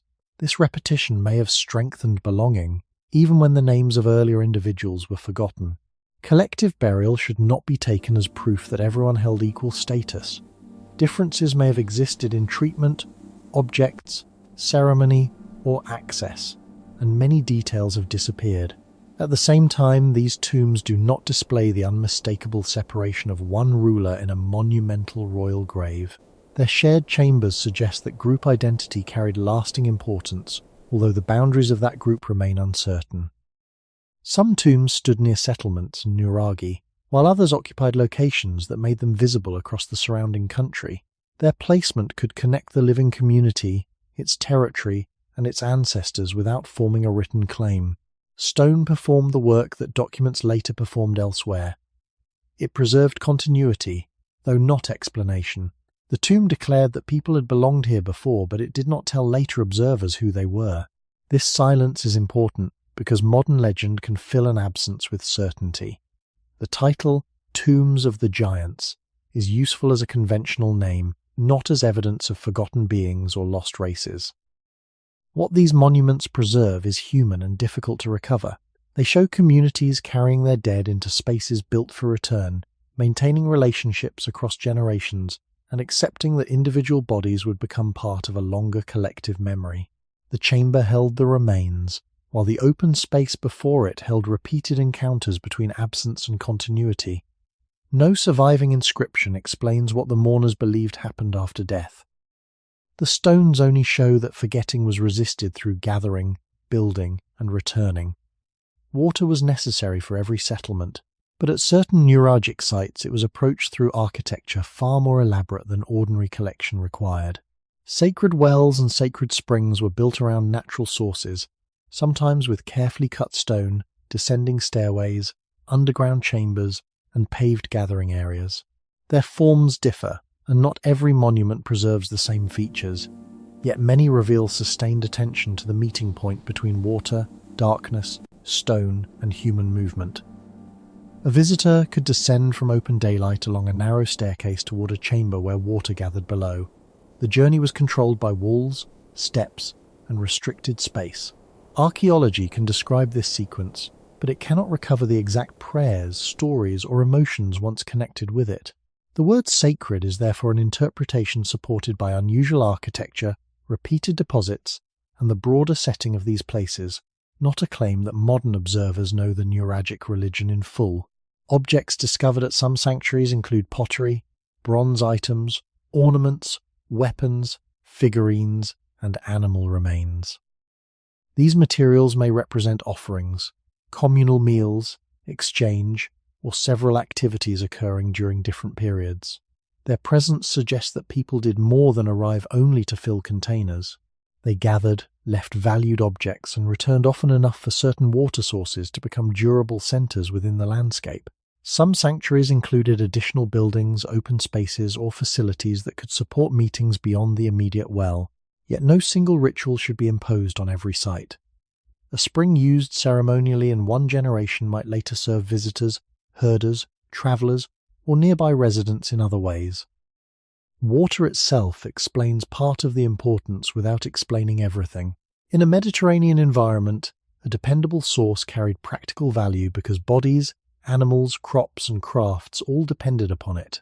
From the earliest stages of settled human life, communities had learned that survival began with remembering where water remained when surface flows weakened. Nuragic sacred architecture transformed that ancient dependence into a setting where necessity may have joined collective meaning. People did not worship water simply because modern language calls the structures temples. They may have addressed powers, ancestors, agreements, seasons, healing hopes, or social obligations, but the evidence cannot choose confidently among these possibilities. What can be seen is repeated investment. Fine masonry required skilled labor. Stairways and chambers had to be planned around the source. Gathering areas had to be maintained, and objects brought from elsewhere show that some visitors traveled with materials they considered worth surrendering. These actions connected water to memory and relationships. A community might meet neighboring groups at such a place, renew alliances, exchange goods, arrange marriages, settle tensions, or participate in ceremonies whose social effects continued after everyone returned home. These possibilities remain cautious because no written account explains the gatherings. Still, sanctuaries can create shared time among populations otherwise separated by valleys and local routines. The movement toward the well may have made participants briefly equal in their dependence on the same source, even if status differences remained visible through clothing, weapons, gifts, or speaking roles. The architecture organized bodies without recording names. It directed feet downward, gathered eyes toward a chamber, and then returned people to daylight. In this way, stone preserved the shape of an encounter while losing its spoken meaning. The deeper human origin of such places lies in the transformation of a natural necessity into a shared symbol. Humans everywhere depend on water, but communities give particular sources histories, rules, and memories. On Sardinia, some of those relationships became monumental. The wells do not reveal a complete theology, and they should not be used to invent one.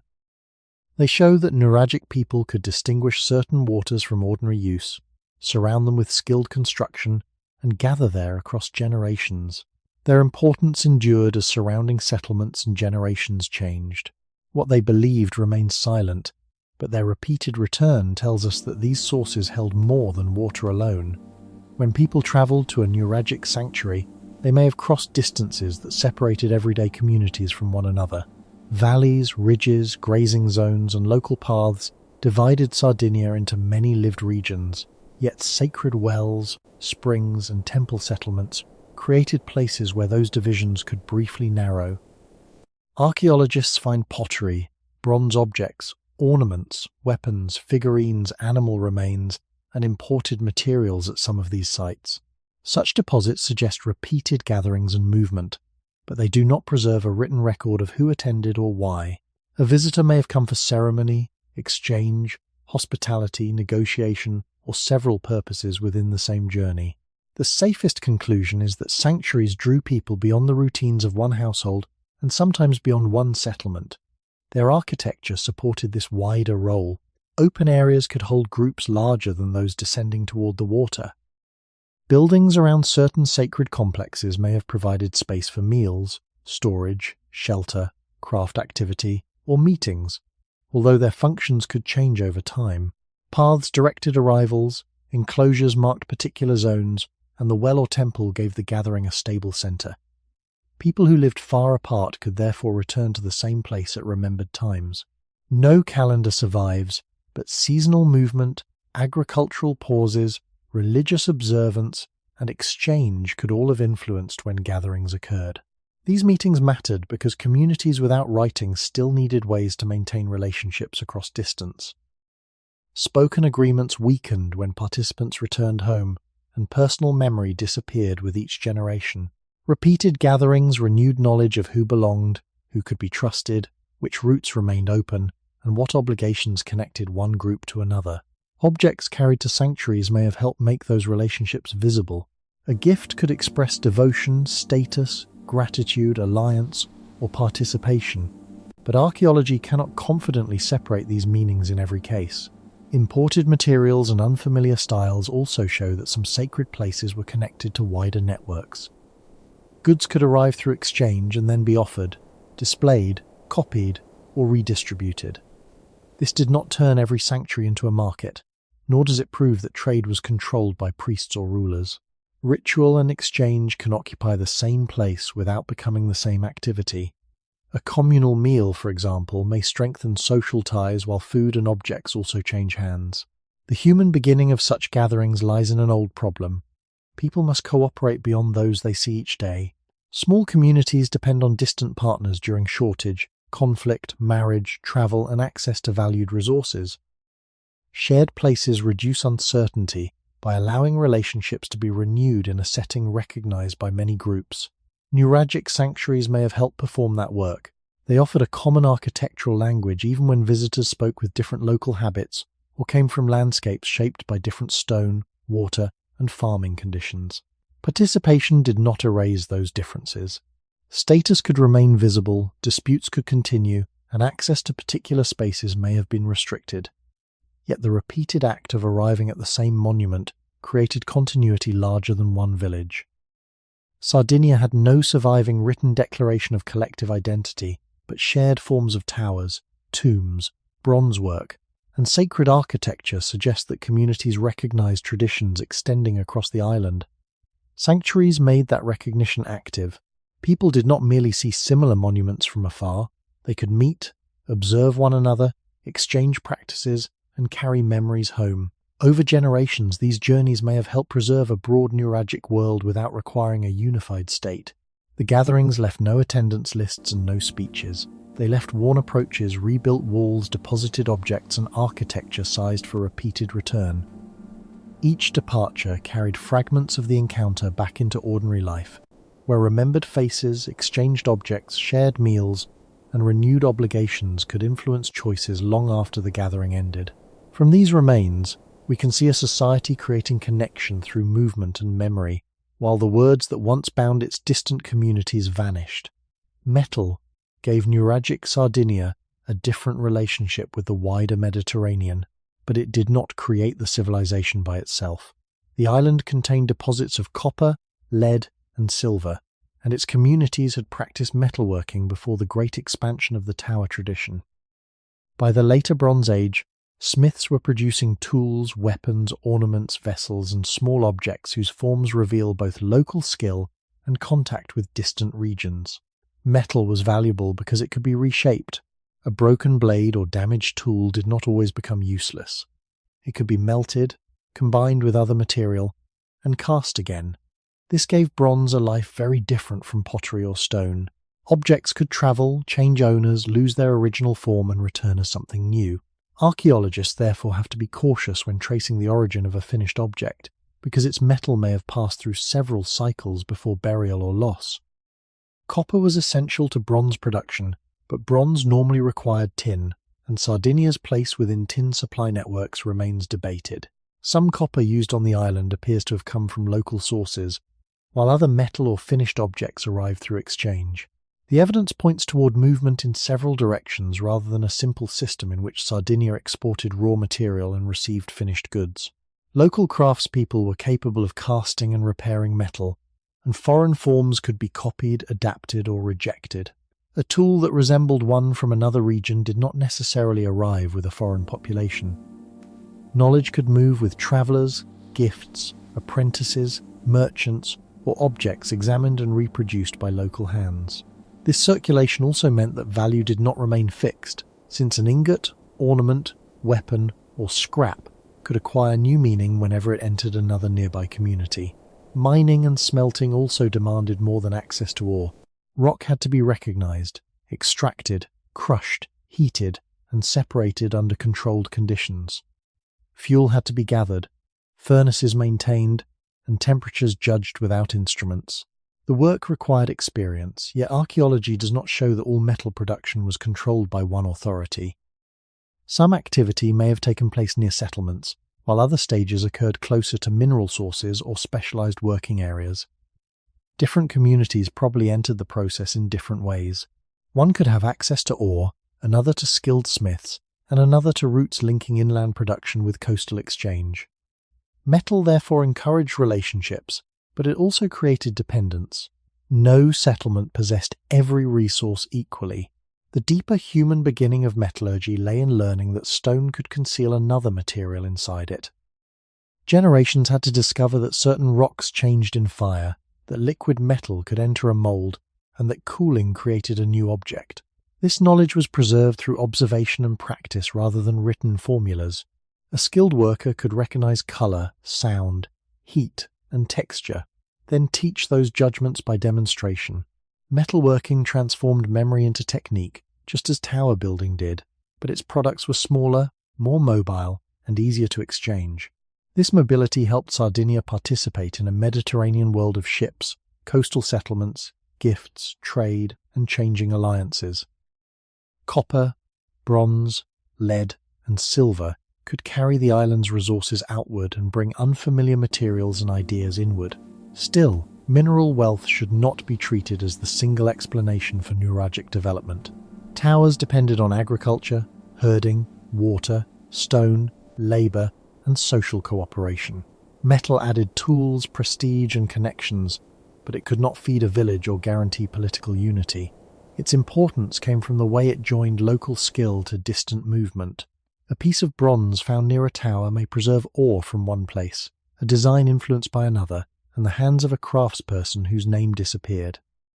Through such objects, Sardinia became important not because it stood at the edge of the Mediterranean, but because island communities learned to turn buried materials into relationships that crossed the sea.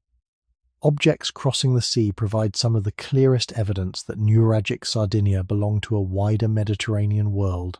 Archaeologists have found pottery, metal objects, raw materials, and styles whose closest parallels lie beyond the island. At sites such as Nuraghi and Tigori, fragments of Mycenaean pottery show contact with the Aegean during the later Bronze Age. Other finds connect Sardinia with Cyprus, the Italian peninsula, Sicily, and regions farther east or west. These objects did not all arrive through one route or one kind of traveller.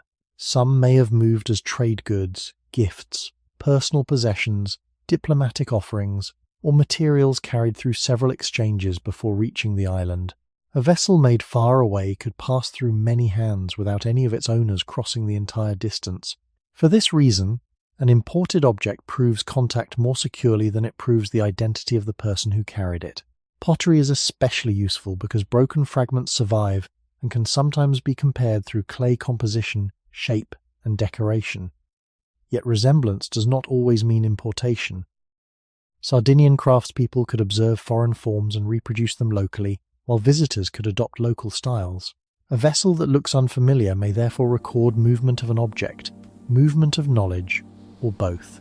Metal is even more difficult to trace because it could be melted and recast. Copper, bronze, lead and silver might travel as raw material, ingots, finished tools, ornaments, weapons, or scrap. When remade, their earlier form disappeared, leaving chemical composition and archaeological context as partial clues. Objects moving outward are equally important.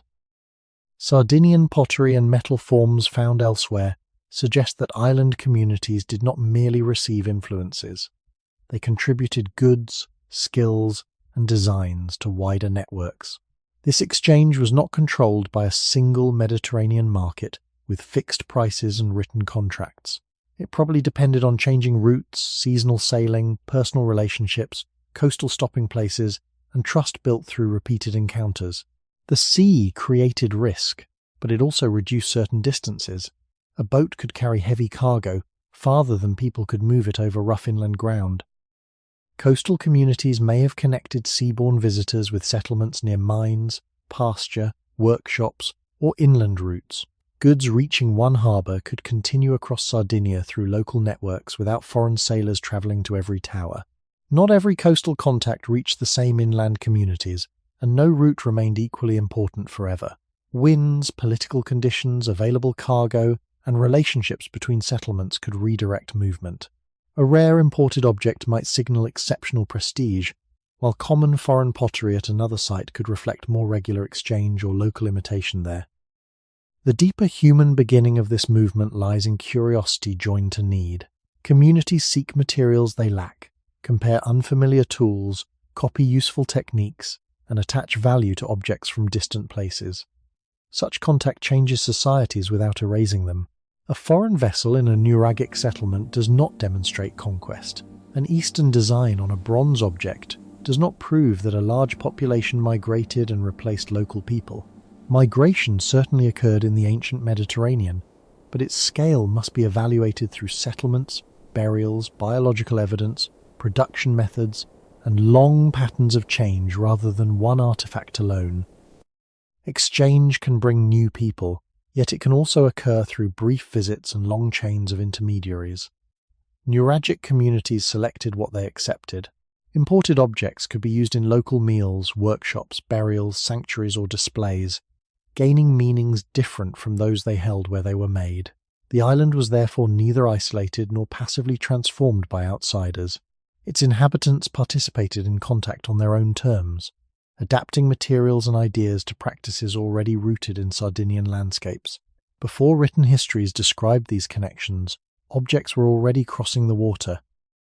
They carried evidence of meetings whose words vanished, leaving clay, metal, and altered designs to show that the towers stood within a sea of movement rather than beyond it. The arrival of Phoenician-speaking people on Sardinia's shores did not begin with an empty island waiting to be occupied. By the early Iron Age, Nuragic communities had lived, built, farmed, exchanged goods, and maintained sacred places across Sardinia for many generations. Sailors and merchants from the Levant entered a landscape already filled with local settlements, towers, routes, and memories. Their first relationships with island communities were probably varied. Some visitors may have stayed briefly to exchange metals, pottery, food, textiles, and other goods. Others may have returned seasonally, formed partnerships, or settled among local people. Archaeological evidence increasingly supports contact, coexistence, and gradual integration in several places, rather than one sudden moment of conquest. Phoenician objects have been found within Nuragic settings, while local pottery and practices continued near emerging coastal settlements. This mixture shows that contact could change both sides without immediately erasing either one. Coastal locations became especially important because sheltered bays, river mouths, and nearby routes allowed ships to connect maritime traffic with inland resources. Settlements later known as Sulci, Tharos, Nora, and Coralli developed within this wider world, though their beginnings and growth did not follow an identical schedule. Some became enduring urban centres, but early activity may have been smaller, less permanent, and more closely connected to existing Sardinian populations than later historical labels suggest. The word colony can therefore mislead when it makes every settlement appear to have been planned in advance by a distant state. Phoenician communities came from several eastern Mediterranean cities and participated in networks shaped by families, merchants, craftspeople, sailors, and local agreements. They shared language and cultural traditions, but they were not one unified empire directing every Western settlement. On Sardinia, newcomers depended on knowledge that island residents already possessed. Local people understood water, inland routes, grazing zones, mineral areas, and the timing of seasonal work. Visitors brought their own maritime connections, craft traditions, writing practices, and relationships with distant ports. Cooperation could offer advantages to both, although exchange was never guaranteed to be peaceful or equal. Competition, tension, and local conflict may also have occurred, but the evidence does not justify describing the whole island through one permanent struggle. The deeper human pattern was familiar. Strangers arrived, differences became visible, and repeated contact slowly created new habits. Objects changed form, meals incorporated unfamiliar vessels, building methods were adapted, and children could grow within households connected to more than one tradition. Archaeology sometimes tries to separate Nuragic and Phoenician identity through pottery, burial, architecture, or inscriptions, yet lived communities were probably more complicated than these categories. People could use a foreign object without becoming foreign, speak more than one language, or participate in coastal exchange while preserving inland ties. Over time, some coastal settlements expanded and developed clearer Phoenician characteristics. Writing became more visible there, creating records that contrast sharply with the silence of earlier Nuragic society. Yet the appearance of inscriptions did not cause the island's older inhabitants to vanish. Nuraghi remained in the landscape, many settlements continued, and local practices entered new cultural combinations. The result was not simply one civilization replacing another, but a changing Sardinian world formed through contact, adaptation, resistance, and unequal power. Later Carthaginian expansion would alter that balance more deeply, but it should not be projected backward onto the earliest Phoenician presence. This contrast later shaped how history remembered the encounter. Written Phoenician and classical names survived more easily than the spoken identities of local communities.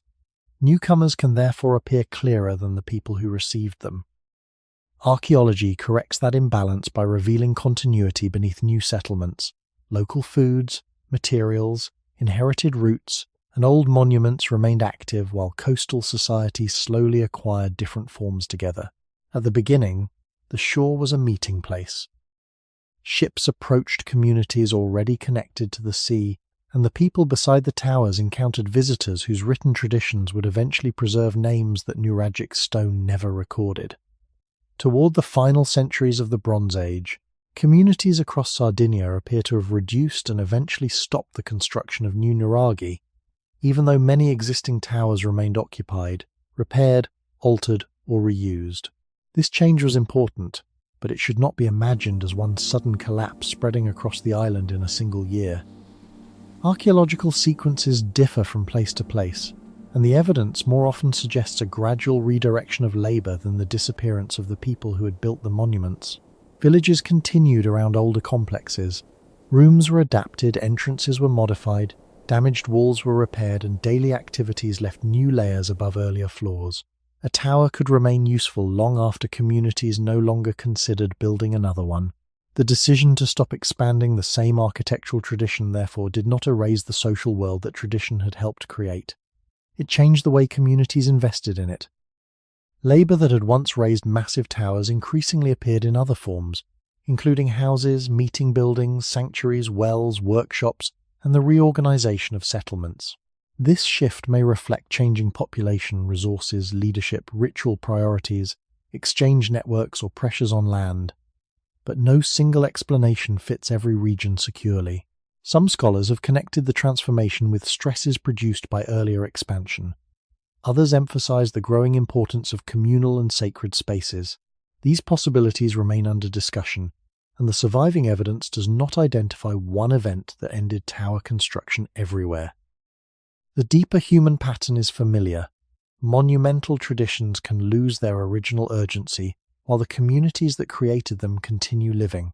A structure once associated with authority, protection, storage, or identity may become an inherited landmark rather than a model for future building. Younger generations can respect an old tower without repeating the labor of their ancestors. They may repair it because it remains useful, gather beside it because it anchors memory, or reuse its rooms because the stone is already present. In this way, cultural change can occur through selective continuity. People keep what still serves them and redirect effort toward needs that have become more important. This helps explain the central paradox of Sardinia's stone civilization. Thousands of towers survived, creating the impression of a society permanently devoted to one architectural idea, yet the builders themselves eventually moved beyond the age of constructing them. Without written records, we cannot read the debates, shortages, ambitions, or practical judgments behind that change. The towers remain, while the reasons for ending their multiplication disappeared with speech. Archaeology can observe that new construction declined, and that older sites continued to receive people, objects, repairs, and new meanings. It cannot hear a council deciding that another tower was unnecessary, or a household choosing to devote its labour elsewhere. The transition also warns against using the word disappearance too easily. Populations rarely vanish simply because one kind of monument is no longer built. Biological continuity, settlement evidence, local pottery, metalworking, and inherited practices show that Sardinian communities remained active while their social organisation changed. Contact with other Mediterranean peoples increased, but external influence did not instantly replace local life. The end of tower building was therefore one stage in a longer transformation, not a clean boundary between a living civilization and an empty island. Existing nuraghi continued to shape movement and memory, even as villages developed new forms around them. Their silhouettes belonged to the present landscape, but their construction belonged increasingly to the past. That distance between inherited monuments and changing lives is visible at sites occupied through later periods, where old walls received new floors, objects, and activities. Continuity remained strong, but it was no longer expressed by raising another nearby tower. For the first time, Sardinians lived among a vast inherited architecture that no longer described exactly what they were becoming. Stone preserved an earlier answer to community, territory, and cooperation, while later generations began creating different answers beside it. As new nuraghi ceased to rise, many Sardinian communities began investing more visibly in the spaces between and around the old towers. Villages expanded, houses became more complex, and activities that once may have been scattered across open ground were increasingly gathered into organized clusters of rooms, courtyards, workshops, and meeting areas. This did not happen everywhere in the same way, and no single settlement can represent the whole island. Yet at several sites, later building phases reveal a growing attention to domestic organization and shared space. Earlier circular houses could be enlarged, rebuilt, or joined into compounds containing multiple rooms. A central courtyard might connect cooking, storage, sleeping, craft work, and movement between members of an extended household.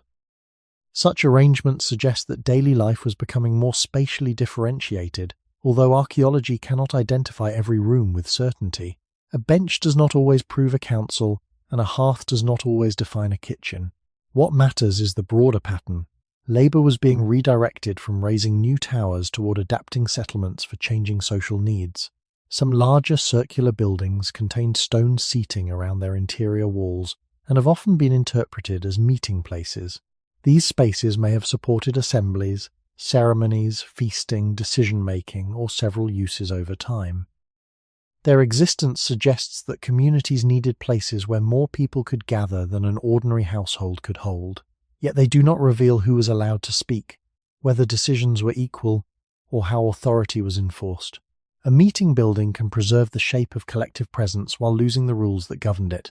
Workshops also became more visible in some settlements. Metalworking, pottery production, food preparation, weaving, and tool repair required designated areas. Fuel, water, storage, and skilled labour. The concentration of such activities could strengthen cooperation while also creating new differences in knowledge and access. A craftsperson who understood casting or controlled valued materials may have gained influence, but specialization did not necessarily separate workers permanently from farming or herding. People could move between roles according to season, age, and need. The deeper human change was not simply architectural, it concerned the way growing communities managed closeness. When more households lived near one another, smoke, Animals, waste, noise, stored food, and movement had to be negotiated. Shared courtyards and paths organized contact, while walls created privacy and boundaries. Communal buildings offered places where disputes, obligations, and ceremonies could be addressed beyond one family. These arrangements were forms of social memory. They repeated who gathered where, which entrances were used, and how people moved through familiar spaces. Without written rules, architecture helped make behavior predictable. The old nuraghi still anchored the settlement, but it no longer carried every expression of authority or identity by itself. Power, cooperation, and ritual could be distributed among houses, meeting rooms, sanctuaries, and workshops. This may indicate a shift from the tower as the dominant center toward a more complex social landscape, though the process was uneven and remains debated. Existing monuments retained importance, yet new priorities appeared beside them. A community could honor inherited stone while placing its present labor into spaces that served more immediate needs. Changes in household design may also reflect shifts in population and inheritance. As families grew divided or combined, buildings could be altered to preserve cooperation while recognizing smaller domestic units. Rebuilding therefore recorded social adjustment in stone. A blocked doorway, added room, or reused courtyard could mark changing relationships even when the people involved left no names behind. The result was continuity without repetition. People did not abandon the world of their ancestors, but they reorganized life within it. The towers remained visible above the village, while the most significant changes occurred lower to the ground.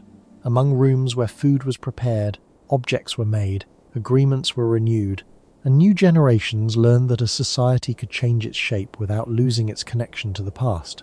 When Nuragic communities stopped raising new towers, they did not stop creating images of themselves, their animals, their tools, and the vessels that crossed the sea.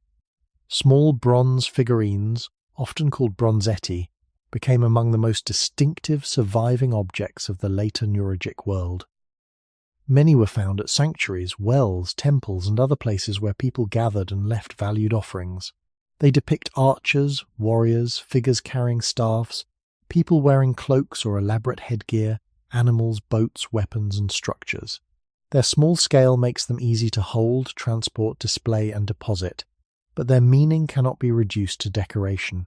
Bronze required metal, fuel, molds, practiced hands, and access to exchange networks. Offering such an object involved surrendering concentrated labor and material, although the reason for that act is rarely recoverable. A figure holding a shield may represent an admired role, a protective identity, a participant in ritual, or an idealized image rather than a portrait of one individual.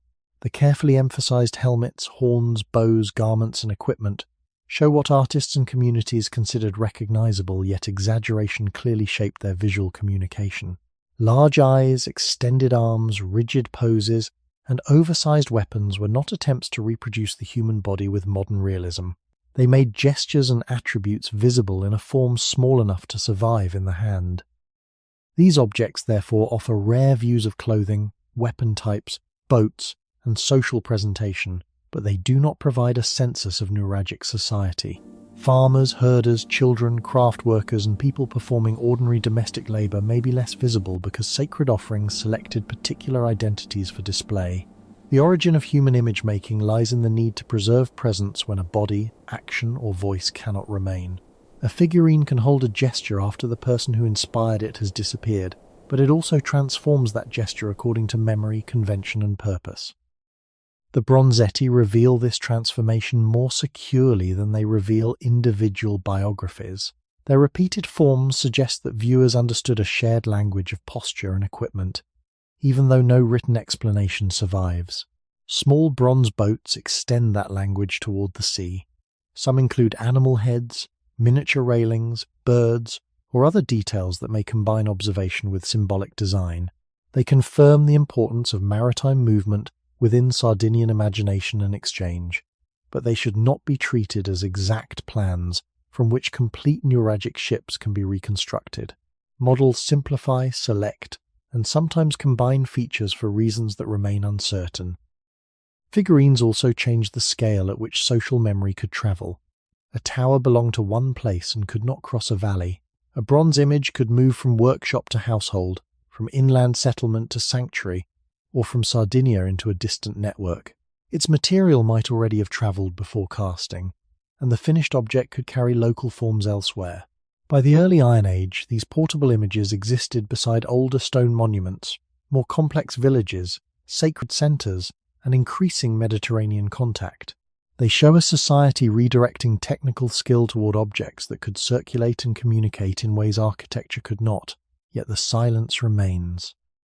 No inscription identifies the archer, explains the boat, or states why a worshipper left a particular figure near sacred water. Modern viewers can observe weapons, clothing, craft, and hierarchy, but certainty weakens whenever appearance is converted directly into social fact. The bronzetti are not photographs of a vanished population. They are selected images made for context that shaped what could be shown. Their value lies in the narrow opening they provide between complete silence and complete explanation. Differences in size, finish, and subject also warn against treating all bronzetti as products of one workshop, one century, or one purpose, across the island or its communities alone. Through them, the people of Sardinia become briefly visible, not as named individuals, but as carefully formed bodies carrying the signs by which their communities once recognized meaning. The absence of surviving Nuragic texts does not mean that Nuragic communities lived without history, memory, or systems for preserving what mattered. It means that the forms through which they remembered were different from the durable written records familiar from Egypt, Mesopotamia, Greece, or later Rome. People could carry knowledge through names, repeated stories, songs, ritual actions, family obligations, landmarks, and the careful teaching of practical skills. A child could learn who had used a field before, which spring remained dependable, where animals crossed a ridge, or why a gathering returned to the same sacred place without seeing a single written sign. Such memory was active rather than stored. It survived only when people repeated it accurately enough for another generation to recognize and use. This made oral knowledge powerful, but also vulnerable. A written tablet can be buried and rediscovered after its readers are gone. A spoken account disappears when no one continues to tell it, and even a living tradition changes as each generation selects what to preserve. Nuragic society left abundant evidence that knowledge passed successfully through time. Builders reproduced corbelled chambers across the island. Metalworkers maintained difficult techniques. Farmers remembered seasonal conditions, while communities reused tombs, sanctuaries, routes, and towers over long periods. These continuities required teaching, correction, and shared expectations.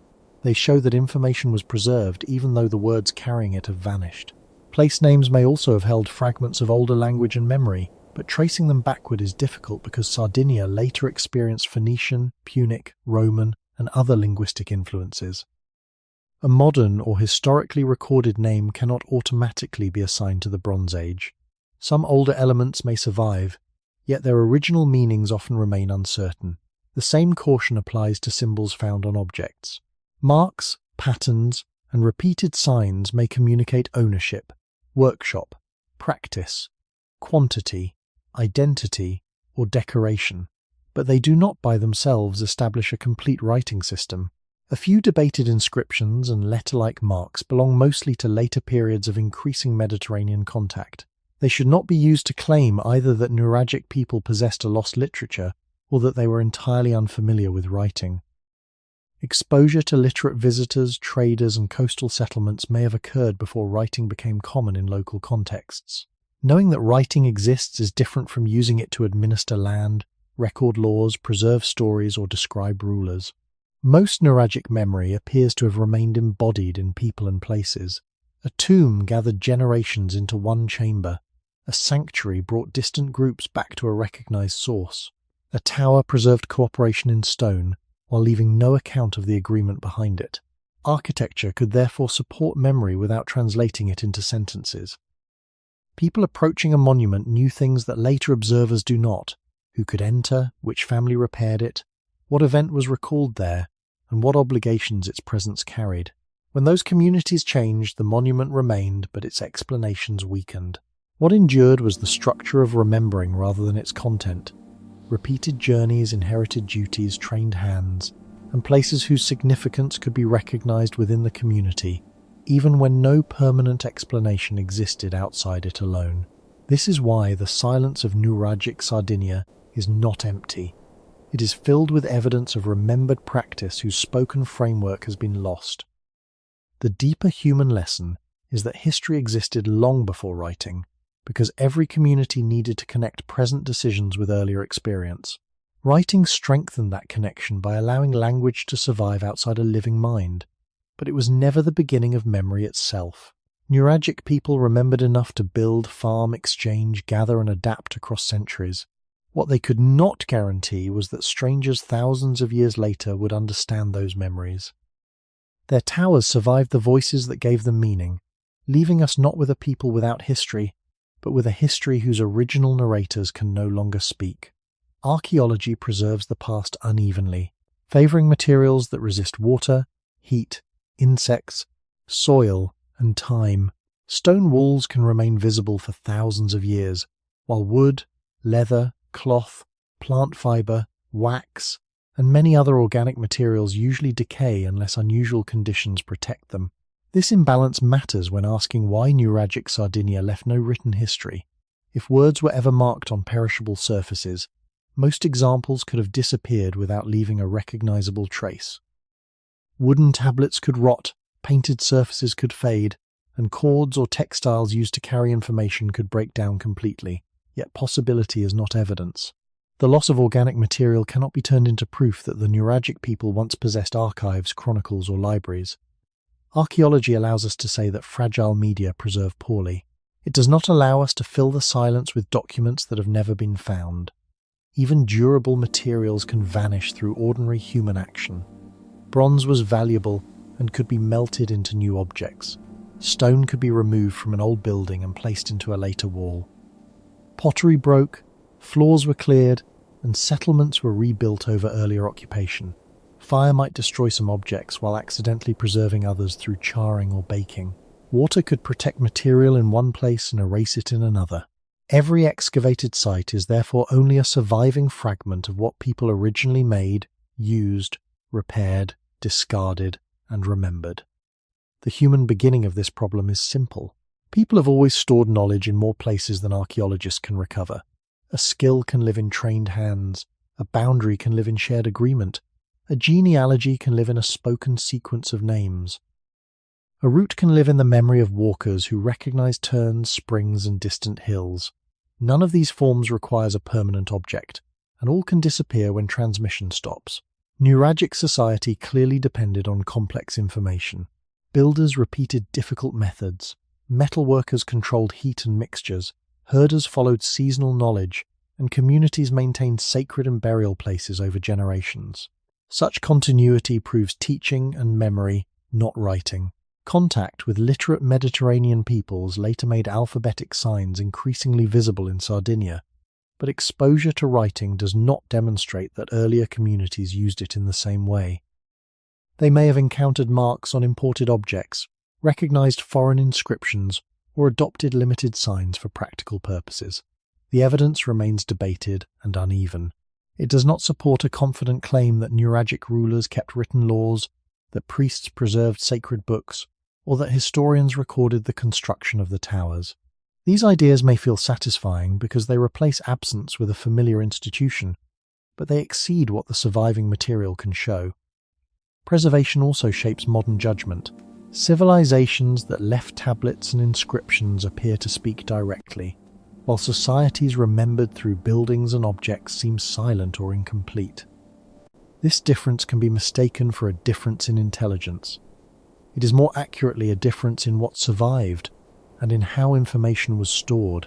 Writing is powerful because it separates language from the living speaker, but societies without surviving texts can still organize labor, exchange, ritual, inheritance, and long-term planning. The Nuragic record demonstrates this through action preserved in material form. Towers reveal calculation without formulas. Wells reveal repeated gathering without prayers. Tombs reveal continuity without names. Villages reveal social order without written rules. Perishable materials may once have added details, but responsible history must stop where evidence stops. We can acknowledge what decay probably removed, while refusing to invent what those lost objects contained. The missing record is therefore not an invitation to imagine a vanished library. It is a reminder that most human knowledge has always been fragile, carried for a time in voices, bodies, and materials that the earth was never likely to keep. What remains demands patience, because honest uncertainty respects people whose explanations no longer survive in forms we can recover. When Greek and Roman writers began describing Sardinia, the age in which most nuraghi had been built was already far in the past. Their accounts therefore do not provide the missing voice of the Nuragic communities. They offer outside observations shaped by later politics, unfamiliar languages, inherited stories, and the interests of authors who often wrote for readers far from the island. Classical texts mention Sardinia's peoples, resources, conflicts, settlements, and legendary origins, but they rarely explain the earlier tower-building society in a way that can be tested directly against Bronze Age evidence. Names recorded by outsiders may preserve echoes of local identities, yet a name written centuries later cannot safely be carried backward without caution. Populations moved, alliances changed, languages overlapped, and older monuments acquired new meanings. A Roman author looking at a nuraghi did not stand in the same relationship to it as the people who raised its first walls. By then, Phoenician and Punic communities had long shaped coastal life. Carthaginian power had transformed parts of the island, and Roman conquest had introduced another political order. The stone towers remained visible through these changes, but the explanations surrounding them could fade, fragment, or be replaced by legend. This is how a monument can survive while its history becomes uncertain even to people living nearby. Greek and Roman writers also followed literary habits that did not always separate observation from mythology. Stories of heroic founders, wandering peoples, giants, or ancient migrations could help explain unfamiliar places within a shared Mediterranean imagination. Such traditions are valuable evidence for later beliefs, but they cannot be read as straightforward records of Bronze Age events. Archaeology must compare them with settlement layers, objects, burials, architecture, and environmental evidence. When the two disagree, a compelling story cannot outweigh the material sequence. The deeper human difficulty lies in the power of the written word to appear final. Once a name or origin story enters a surviving text, later generations may repeat it more confidently than traditions that left no document. The outsider's description then becomes more durable than the community being described. Sardinia illustrates this imbalance clearly. Classical authors can be quoted, dated, and attributed, while the builders of the towers remain unnamed. Yet the survival of an author's sentence does not make that author better informed about a society that had ended centuries before. Written history has its own distance, prejudice, and silence. Roman rule also encouraged new classifications of Sardinian populations according to administrative, military, and geographical needs. Groups resisting control could be described through the language of disorder or remoteness, while communities cooperating with new institutions appeared differently. Such descriptions reveal the concerns of empire as much as the character of island societies. They should not be projected backward as permanent truths about the Nuragic past. Inscriptions from Phoenician, Punic, and Roman settings gradually make individuals and institutions more visible, but they belong to societies already transformed by centuries of contact. They cannot simply be assigned to earlier inland communities, whose political language, personal names, and explanations for the towers remain largely beyond secure recovery. The earliest written references therefore illuminate the periods in which they were composed more securely than the age of tower construction itself. They show how later Mediterranean peoples tried to understand Sardinia, not exactly how Sardinians had once understood themselves. This distinction preserves the value of written evidence without allowing it to replace archaeology. The silence at the centre remains. We may learn what outsiders called the island, what resources they sought, and what conflicts they remembered, but we cannot recover the names spoken when the first stones were raised. The written world eventually reached Sardinia and recorded lives that followed, while the civilization of the towers had already passed beyond direct testimony. Its history must therefore be rebuilt from the ground upward, with every conclusion limited by the distance between surviving stone and later words. When Phoenician settlements expanded along the coasts of Sardinia, The interior did not suddenly cease to be Nuragic. Towers still stood above villages, old sanctuaries continued to attract visitors, and local communities remained attached to fields, pastures, water sources, and inherited roots. New forms of trade, writing, burial, and urban life appeared most clearly near the shore, but change moved unevenly across the island. Some communities entered regular exchange with coastal settlements. Others maintained older practices for longer periods. Many probably combined both, using unfamiliar objects while preserving local habits. This mixed landscape is important because history is often simplified into a sequence of replacements. One civilization arrives, another disappears, and a new name is placed over the same ground. Sardinia does not fit that pattern well. Phoenician presence grew through contact and settlement. Then Carthaginian influence became more powerful in parts of the island. Control over coastal cities, agricultural land, and routes expanded, yet local populations did not vanish. They adapted, resisted, intermarried, exchanged goods, and lived within changing systems of power whose effects differed by region. Nuragic buildings were reused, abandoned, repaired, or given new functions. Some old centres declined, while others remained active beside newer settlements.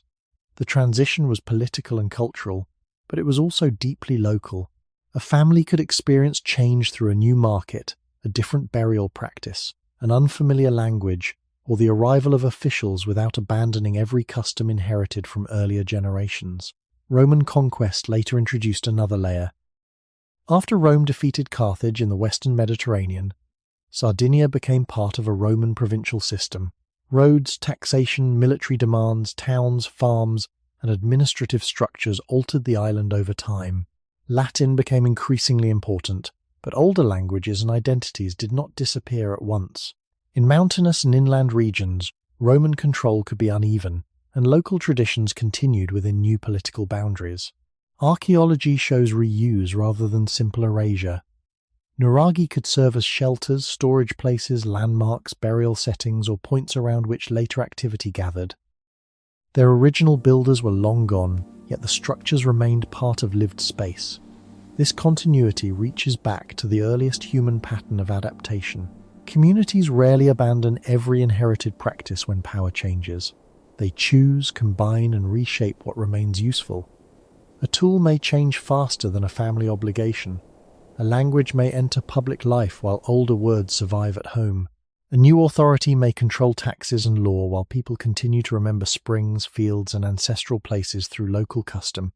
Sardinia's history after the Nuragic Age was therefore not the story of an empty island receiving successive civilizations. It was the story of existing populations moving through new systems without becoming completely new people overnight. This does not mean change was gentle. Conquest could bring violence, forced movement, tribute, land loss, and unequal access to resources. Resistance occurred, and Roman sources sometimes describe conflict with inland groups. Yet those texts reflect imperial concerns and cannot define the full identity of the people they describe. Material evidence provides a broader view of continuity, mixture, and regional difference. The towers themselves became witnesses to these transformations. They stood while ships arrived from different coasts, while new alphabets recorded names, and while political borders shifted beyond the memory of any one generation. Their meaning changed because the societies around them changed. What had once been a centre of local authority could later become a ruin, a refuge, a landmark, or a reminder of an age no living person could fully explain. By the time Rome governed Sardinia, the island already contained centuries of blended history. The Nuragic world had ended as a distinct cultural system, but its people, places, and practices had entered the societies that followed. Civilization did not disappear beneath a new name. It continued in altered forms, through memory, ancestry, labour, and land, carrying fragments of an older island into every later Sardinian world. Long after the last new nuraghi were built, the old towers continued to gather human activity around them. Their walls were too massive, too visible, and too deeply embedded in local landscapes to become meaningless as soon as Nuragic society changed. At some sites, rooms were repaired, entrances were altered, floors were raised, and new objects accumulated inside spaces created centuries earlier. Nuragic at Baromini, for example, remained occupied into the Roman period, showing that the life of a monument could extend far beyond the culture that first designed it. This continuity should not be mistaken for continuity of function. A chamber that once held stores, sheltered people, or supported local authority could later serve as a dwelling, workshop, animal shelter, burial place, refuge, or convenient source of stone. Each period encountered the same structure through different needs. Phoenician and Punic communities lived within a Sardinian landscape already marked by thousands of towers. Some people may still have understood local traditions associated with them, while others knew only that the buildings were ancient, useful, or connected with neighbouring families. As generations passed, explanations could narrow. A remembered founder might become an unnamed ancestor. A political centre might become a boundary marker. A place of gathering might remain respected even after the reason for gathering had changed. Roman settlement added further layers. Farms, roads, towns, and administrative systems reorganized land, but nuraghi remained on hillsides and near cultivated ground. Their interiors offered ready-made shelter, and their elevated positions continued to guide movement. At some locations, Roman pottery and other remains show later presence, yet these finds do not mean that every tower became a Roman building or that all were used in the same way.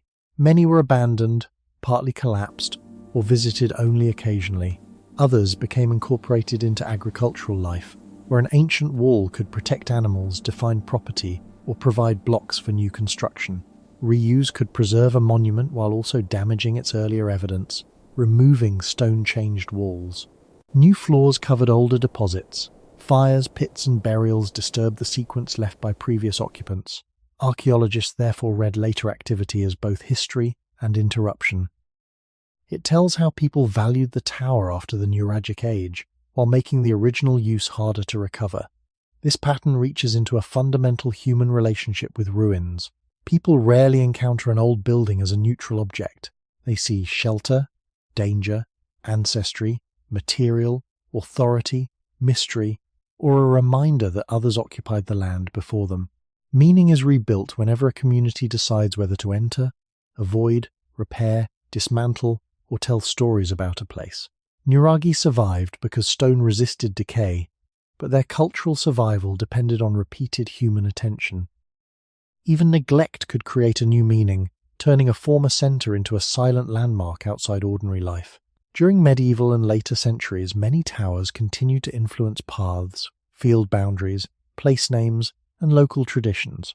Some were reused as shelters or incorporated into rural structures. Others remained standing because dismantling them required more effort than leaving them alone. Their silhouettes became part of Sardinia itself, recognizable even when no reliable account of their builders remained. This transformation explains why the towers can feel both ancient and familiar. They belong to a vanished civilization, yet they never entirely left the worlds that followed. Every later use placed another human present against an increasingly distant past. The stones remained almost the same, while the questions asked of them changed. A tower could outlive its builders, its language, its political order, and its first purpose, but it could not preserve one fixed meaning without people able to explain it. That slow separation between structure and explanation is the central loss preserved across Sardinia. Every generation could inherit the monument, yet none could guarantee that the original knowledge would survive beside it for long. Its endurance was physical. Its meaning was always borrowed from the living. The nuraghi leave us with a lesson that reaches beyond Sardinia. Human societies do not become real only when they begin to write, and they do not become simple merely because their words have disappeared. The people who built these towers organized labor, understood stone, managed water, raised animals, cultivated land, worked metal, crossed the sea, honored the dead, and maintained relationships across generations. Their achievements were not less human because they were preserved in walls rather than books. Yet the silence surrounding them also teaches restraint. Stone can show that work occurred, but not why every person agreed to it. A tomb can show repeated burial, but not the exact beliefs spoken beside the dead. A sacred well can show careful gathering, but not the prayers or promises once carried into its darkness. History becomes most trustworthy when it respects the difference between evidence and imagination. This does not make the past colder. It makes our attention more honest. The absence of certainty can invite patience instead of invention. We can look at a tower and recognize planning without creating a lost king. We can see exchange without turning every foreign object into an invasion. We can observe social difference without forcing the island into a rigid class system that the evidence does not prove. Such care protects the people of the past from being reduced to modern fantasy. It also protects us from believing that a dramatic explanation is always better than a limited one. The deeper value of Sardinia's stone landscape lies in what it reveals about human continuity. Every generation inherits a world already shaped by others. Paths are older than the feet walking them. Fields contain decisions made before the present farmer was born. Buildings outlive their builders, while customs can survive even after their origins are forgotten. The Nuragic community's inherited knowledge from earlier island populations transformed that knowledge into towers, villages, sanctuaries, metalwork, and exchange, then passed a changed world to Phoenician, Punic, Roman, medieval, and modern Sardinians. No generation owned the island completely. Each received it, altered it, and left only a partial explanation behind. That is also true of the present. Modern societies produce more words than any Bronze Age community could have imagined, yet abundance does not guarantee memory. Digital records can disappear, languages can change, institutions can collapse, and future observers may understand our structures more easily than our reasons. The nuraghi remind us that survival and understanding are not the same thing. A monument may endure while its meaning dissolves. A written archive may survive while its emotional world becomes impossible to recover. What lasts is always less complete than the life that created it. The educational message is therefore not that writing failed the Nuragic people, or that stone succeeded where language did not. It is that every method of remembering has limits. Oral tradition depends on living transmission. Writing depends on preservation and readers. Architecture depends on interpretation. Archaeology connects these fragments, but it cannot restore every missing voice. By accepting those limits, we gain a more respectful view of the past and a clearer view of ourselves. The civilization before Rome that built thousands of stone towers on Sardinia was not erased. It remains in altered landscapes, inherited populations, reused monuments, and the evidence of repeated human cooperation. What disappeared was the explanation spoken from within. The towers still stand, but the people who knew their first meanings no longer answer. Their silence, therefore, asks for humility, not surrender. We may never recover the names of the builders, the language spoken during construction, or the memories attached to every chamber. Still, evidence allows their work to remain meaningful without pretending that uncertainty has vanished, and that balance is itself a form of historical responsibility. And when our own buildings remain while our reasons are forgotten, what will future generations believe we were trying to preserve?